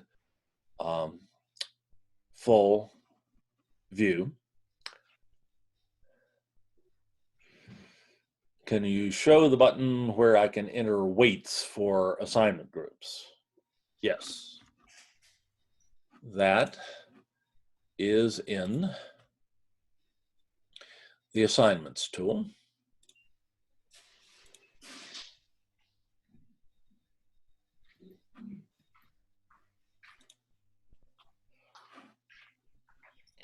Under this unmarked menu button in the upper right in the assignments tool in the course menu. And here's where you can set assignment groups weights. And you just type them in and save them. Okie dokie. Where can I find the recording? That you will find in our on-demand video site, which is accessed at sdccdolvid.org. It's also linked to our Online Learning Pathways website. But the easiest way to get to it is just type that in, the address line on a browser, and press enter. Let me put that in the chat tool. That is this one.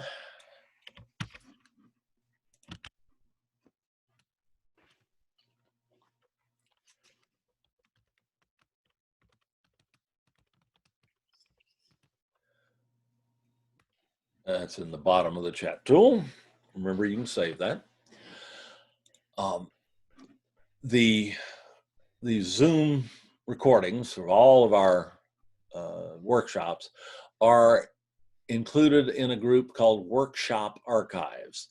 There's a button in this navigation menu at the top of the site labeled Workshop Archives. You just click on that and the recordings will appear. There's the one from yesterday. I'm unusually up to date at this point on assessment, which is kind of the companion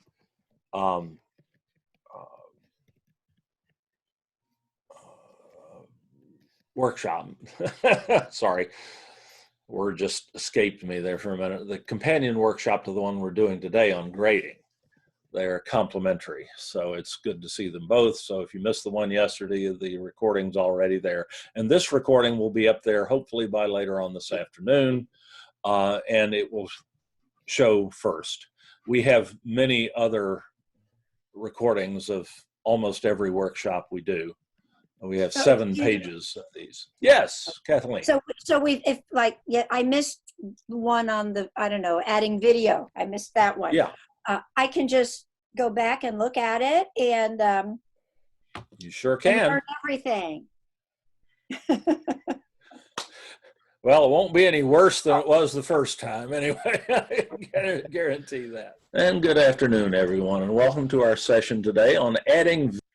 Yes, you can. All of our work. All right.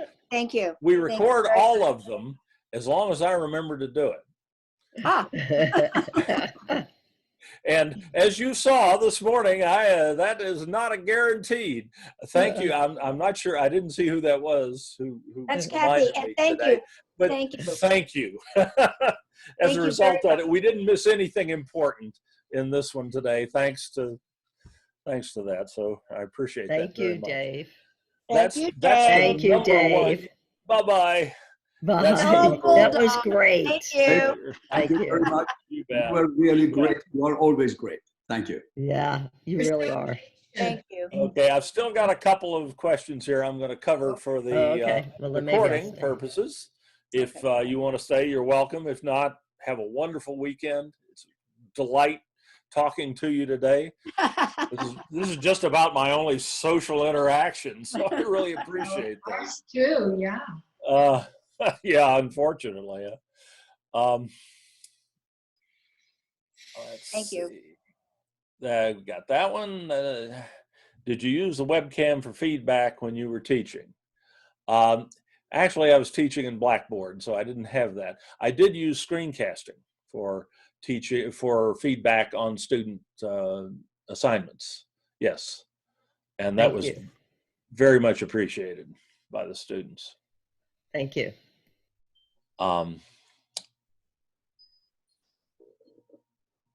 And thank you all. There's some very nice compliments in there. I do appreciate it. I enjoy have- doing this. I hope that shows. Yes. I have a question. Good. It's Kathy Campbell, and it's like with the discussion and the text entries. Like if you go part way, there's no way to save those, right? Let's say you're trying to write something versus uploading it on a Word document. Let's say I was writing a paragraph, even a short Right. paragraph, and then I got called away. I could save my Word, but you can't save it, can you, in either the discussion board or the text, or can you? No, you cannot. That was the big You will lose, disadvantage. if you go away, you will lose it. Yeah. But what Okay. you can do and what you can suggest to your students is that instead of doing this live on Canvas, do it in a Word document or Yeah. any text editor, and then just paste it into the text box or into the rich content editor in Canvas. Okay. There's Thank another you. good reason. There's another good reason to do that.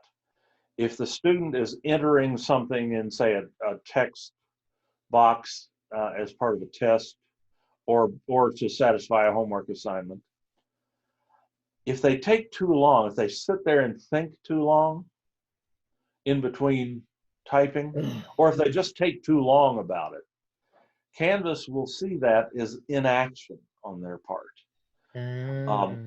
And Canvas tends to terminate inactive processes because it bogs the system. They bog the system down. So if a student takes too long to enter stuff into a text box in Canvas, they can find that when they go to submit it, they lose it and it doesn't submit. Yeah. So if they're going to be typing more than just a paragraph, say something they can do in 15 minutes or less, I would have them submit it as a file. Thank you. And they're unlikely, do it offline, create a file and submit it, and they're less likely to run into that problem. That doesn't happen nearly as often with Canvas as it used to with Blackboard, but it has happened. And it's exceptionally demoralizing to have that happen to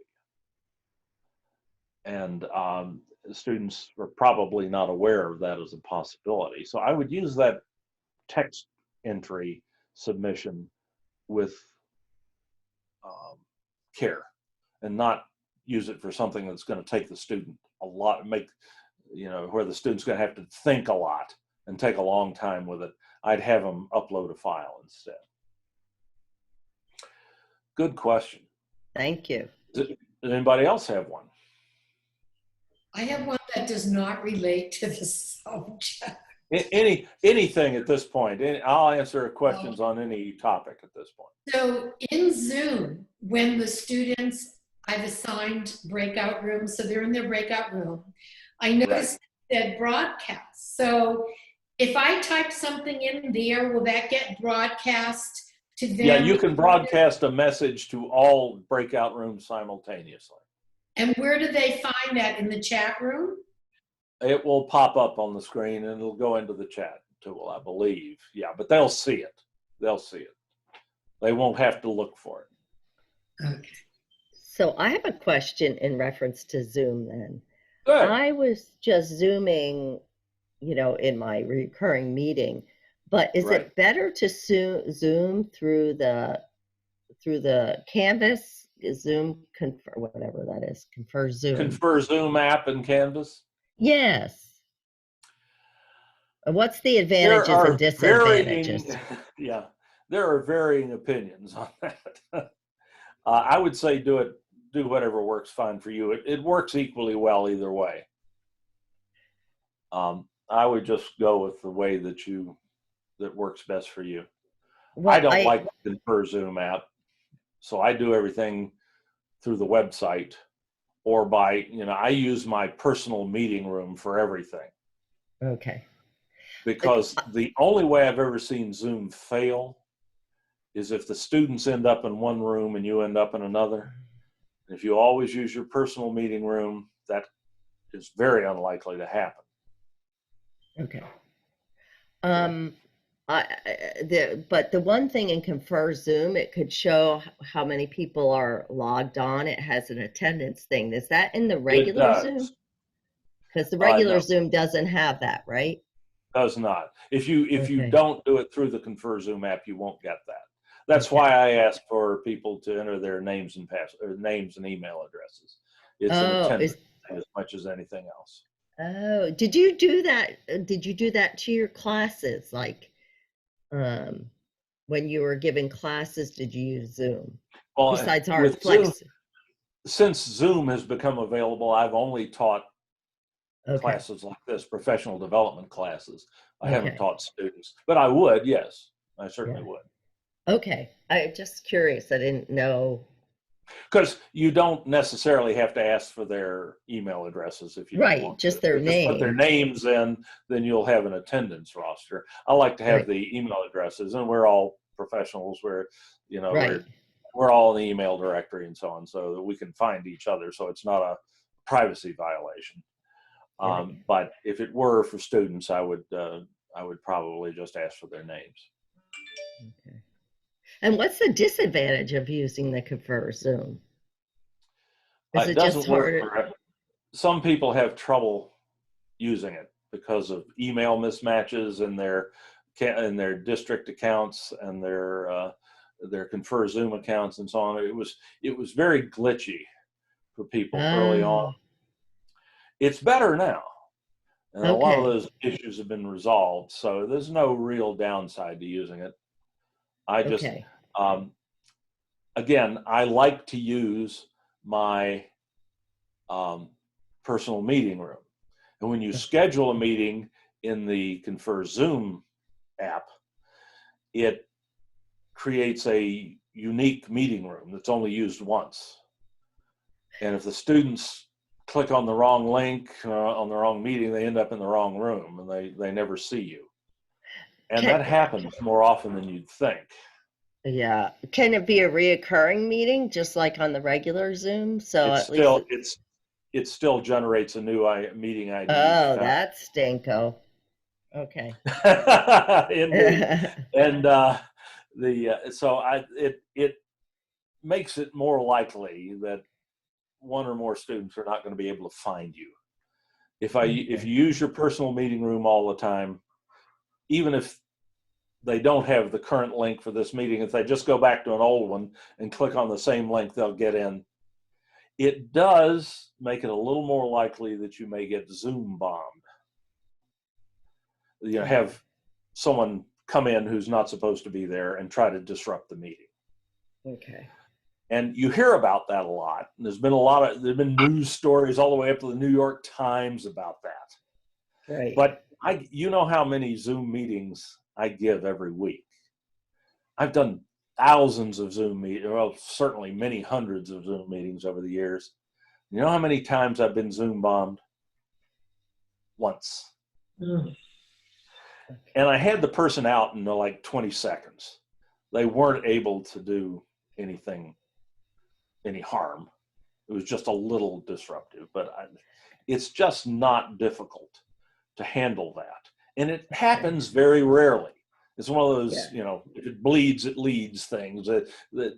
It happened to a couple of people, and somebody did show disgusting pornography or a beheading video or something, and the meeting host didn't know how to deal with it. But those are very rare. The chances of it happening to you are very unlikely. The person who's going to disrupt your meeting is probably going to be one of your students. Right. And you can't stop them from doing that, but you can handle it. We've got a tutorial, indeed, in this site called, if you just type for Zoom, search for Zoom bombing, or just search for Zoom, it'll come up. Okay. Search box there in the middle. Diffusing a Zoom bombing. We'll show you how to give you the techniques you need to get rid of them very quickly. So the chances of that happening are very low. Yes. Okay. I had a question about putting the students manually in breakout sessions. I usually do that, of course, in face-to-face class. Mm-hmm. I tried to do it, but it was so time-consuming that I just go to automatic. But then, Right. So then once they're in there, if they have the ITGSL, so if they are in a meeting with 3 people and they all speak the same language, I can move, right? I can move them around to different breakout rooms. Honestly, I'm not sure. I haven't tried that. I think you I can. Pardon? I think you can. I'm new at this, but I think I was able to, or I was going to, and then the other person showed up. I was like, I think I did it once, but I can't remember because now it was so time consuming that I just do automatic and I just tell them, I visit every room. Yeah, can you do it ahead of time? I think you could set it up ahead of time. I haven't done it, but you could go to the breakout room ahead of time. But you got to have the you have to have the people in there. Yeah. So you got to do it while they're waiting, pretty much. Okay. Yeah, you could just do how many rooms and stuff. Yeah. Exactly. If you just go to Google and type Zoom breakout rooms, you'll get Zoom's help screen on that. Oh, okay. That was the best thing. Here's how you can pre-assign participants. Okay, great. So that's one I just haven't tried with breakout rooms yet myself. I got to do that before, was it next Friday? I think I'm doing a session where we'll talk about some of these intermediate features in Zoom, like virtual backgrounds and breakout rooms and polling and things like that. Some of the neat little tricks we never get time to talk about in the introduction. So I'll know that by then. All right. I'm going to go then. Thank you so much. Oh, thank you for coming. Spending your Friday morning with me. Excuse me, Dave. Take care. Bye-bye. I have 2 questions. Can I ask? Good. Yeah, very good. Dave, I don't see any schedule that you are teaching online next week or we've just created a new schedule and they're about to announce it. But let me think. Do I have that here? If you, in the SDCD email, I just type in the search Mary Kingsley, and the new one comes up, and there are ones already scheduled for next week.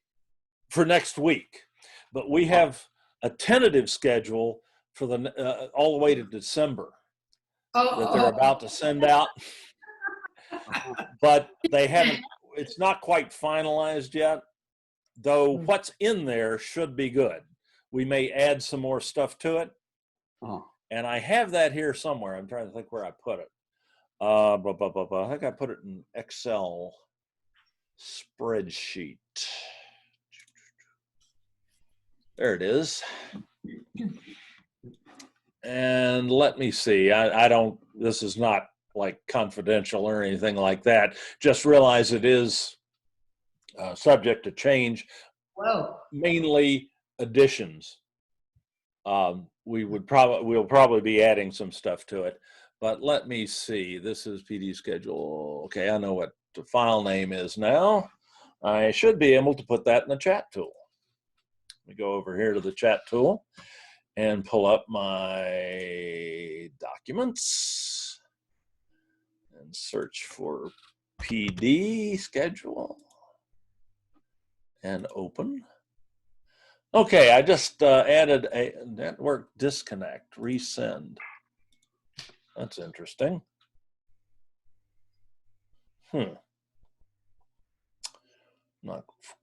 It's giving me an error. It's not letting me put that in there. I don't know why. But you are going to email it to us. Mary will be emailing this out. She usually emails it in pieces, though, a week at a time, but she will do that. So the schedule will be out there. But I tell you what, if you send me an email, I'll send you this file as an attachment and you'll have it. Okay, beautiful. And there, okay. And you had another question. Yes. And the second, it was my second question. Actually, my first question is that is there any video that helped me to add caption to my videos? Yes, we do have that. First off, if you upload to YouTube or to the Zoom cloud, the captions will be created automatically. You don't have to do anything to make that happen. Okay. I did on Zoom cloud, but I don't know how to get my video because I don't know how to find it. That I can help with. Yeah, I have that problem too. Yeah, and you can do it through the Confer Zoom app if you use that, but you don't have to. You can just you bring up our web browser and go to zoom.us, which is the Zoom website, corporate website. Zoom.us, yeah, okay. Just US, no A, just zoom.us, and then enter. And that will take you to the Zoom website. Yeah. You have to sign in with your credentials that you use to access your Confer Zoom account. Okay. They're mine. Your email address should be your district email address. I know. Mine's different because of some history. Okay. And then the password. So you just sign in here. Sure. And that takes you to your Zoom account management screens. Okay. Okay, you got that. Yeah. And there's a menu over here on the left where you can select your recordings. Okay, perfect. And there they are. Okay, perfect. Yes, I don't use the Zoom cloud that much. I like YouTube, so I've only got a few here, but here are your recordings. Okay. You can view them from here by clicking on the name of the recording. Okay, very good. Perfect. You can also download it, or you can get the share URL for it that you can put into Canvas to share it with your students. Okay. If you pull up the recording itself, you will see the captions. And up it goes. We're now recording. And welcome to today's seminar. After a second.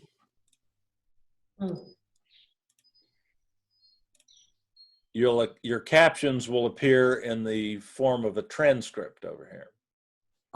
Okay. And you can edit them by just mousing over the caption you want to edit and clicking the little edit button. And you can edit them. So if the captions are so good that there's not much editing needed, if any. Okay. It doesn't write underneath it doesn't write on the screen? Yes, it does. If you select closed captions, closed captions, playback. It will. But that's user grading in Canvas. Once your students take their assessments and their grades or their attempts start showing up with the gradebook, how do you deal with them? How do you deal with the gradebook? How do you get the gradebook to compute your grades and so on? All these things are things that we'll cover today. Thank you very much. I've got an outline here Where? And it's not playing especially well today. That may have something to do with the fact that my computer is also in a Zoom meeting at the same time, but more likely it's due to a little bit of backup on the Zoom cloud. Yeah. Okay. This is why I don't use the Zoom. One of the reasons I don't use this regularly, well, I put my videos on YouTube because I trust YouTube to give better performance. Okay. The captioning's just as good here, though, Yeah, as it is in YouTube. That is perfect. Okay. I Did I answer your question? You answered perfectly. I mean, better than perfect. You. So there is one more question. Of course. For our certificate, and they are asking us to create a video, but it doesn't tell how long and with the caption. It doesn't tell us, how long. Keep it as short as you can, like a minute. A minute, okay. Yeah. Five You're not going to be graded on length of the video, just whether the video is up there and whether it's captioned and you've edited the captions. So Okay. don't make it hard on yourself. Make it short. Okay, beautiful. Thank you very much. Dave, I have one last question too, because it's Of course. Oh, you can have as many as you like. all right. That may be too many for you, but I figured out how to do that because I watched you do the video, and I uploaded it actually. Now I guess you had said the YouTube directions changed a little bit, so it wasn't exactly. So I somehow figured out how to do it. Good for you. Put it in the thing, but when you know how you have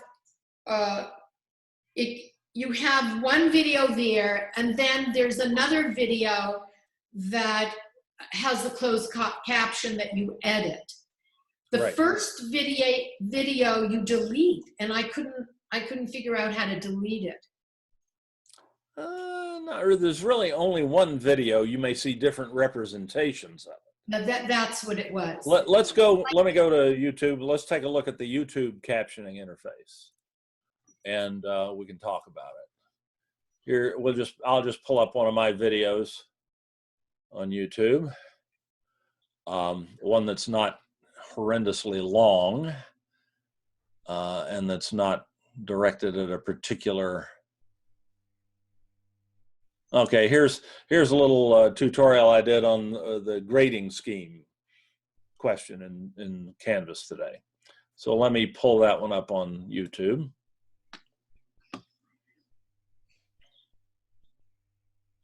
Setting up a course grading scheme in your Canvas course.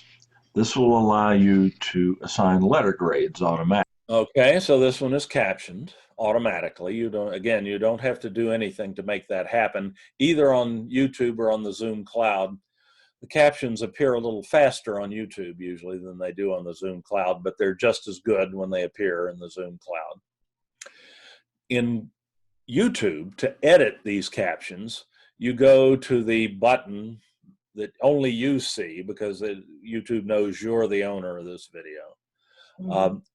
You click this edit video button down below the video.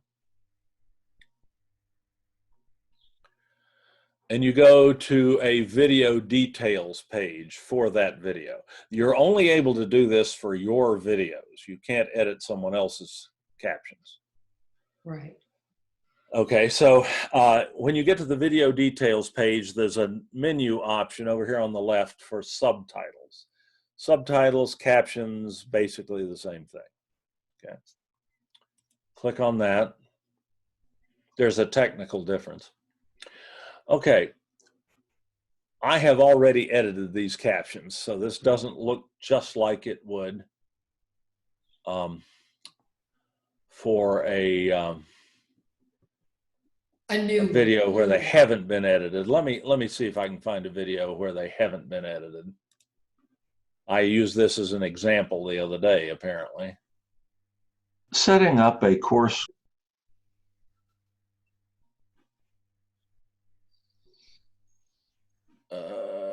go to my video list.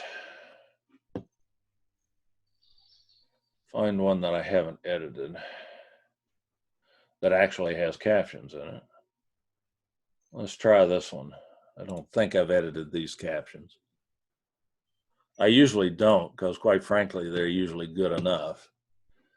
Edit video. Subtitles. I do have, sometimes it asks you what language this is. Yeah, I have that. Yeah. And be sure to select the right English. Otherwise, you may get interesting results. All right, this is what you expect to see when you go in to edit the captions the first time. You see two lines here. Right. Is that what you were asking about? Yes. And I went to the second one, right? Then to correct the subtitles, or I don't know. No, actually, you want to work with the first one, which says English automatic. Okay. This line just gives you the option. If you had created a caption file offline for this video, which is a rather involved process, which you wouldn't probably do, you can use this symbol on this line to upload a caption file to this video. Let's say you created this, you were a video producer, you created this video in another tool, and you captioned it in that other tool, and you created a caption file, and you wanted to associate that caption file with your YouTube video. Instead of using the YouTube automatic captions, you could insert that caption file, but that's not going to happen. Very unlikely. So what you're going to do is you're going to edit the automatic captions, the first line. And you edit by going out to the right here, and you see that little menu button. Yeah. You click on that, and you can edit the captions on an older interface. YouTube is changing its management interface for your video that you use to manage your videos. Mm-hmm. And they've got feet on either side of the line. There are some features that have not been migrated to the new interface, so they're sending you back to the old interface for a second to edit the captions, which is what this means. It doesn't matter to you. You don't care. So you click edit, and the video shows up. You get a window where the video can be played. Mm-hmm. And you see your captions down here, but you can't edit them down here. To edit your captions, you have to click the edit button above the video. And this will all change sometime in the next few months. We'll have to make a new tutorial. But here are your captions now. Mm-hmm. And these are editable. So you play a little bit. Checking your grades and grade feedback as a student in Canvas. Almost the only thing you ever have to do in Canvas, in YouTube captions now, if you want to and you feel it's worth it, you can put capital letters at the beginnings of sentences, an occasional comma in, or a period at the end of the sentence. It makes them a little bit more readable. So it's a nice thing to do. But if you're putting a Zoom meeting up there that's an hour, 2 hours long, going through and doing that would take you probably 3 or 4 hours per recording or more. And it's just not worth it. But for a shorter video, it may be. And we, in that training course, we just want to ascertain that you know how to do this. Mm-hmm. Whether you do it is up to you. In your own videos is up to you. But we want to make sure you know how. Okay, So once go ahead. You're going to tell us where you go from here. Where I go from here? Yeah. All you have, once you edit, right, work your way all the way through all the captions. And this is why you want, Bowen, this is why you want the video that you submit to activity 2.7 in the training course is short. because you don't want to spend forever doing this. There's no need. We're just looking for an indication that you know how to do it, not that you can do it in a certain period of time or that you can do it on a bigger video or whatever. Just keep it short. Keep the video short. Can I directly from the Zoom cloud directly upload it? With the Zoom cloud, yeah, if the video is on the Zoom cloud, that everything happens automatically, except for editing the captions. Okay, very good. And will indeed, when you submit activity 2.7, all we ask for is the link to the video. Okay. You just provide that share link to the video on the Zoom cloud, and we just click on that link. We go and we look at the video, and we see that it's that the captions are there and that they've been edited, and we're done.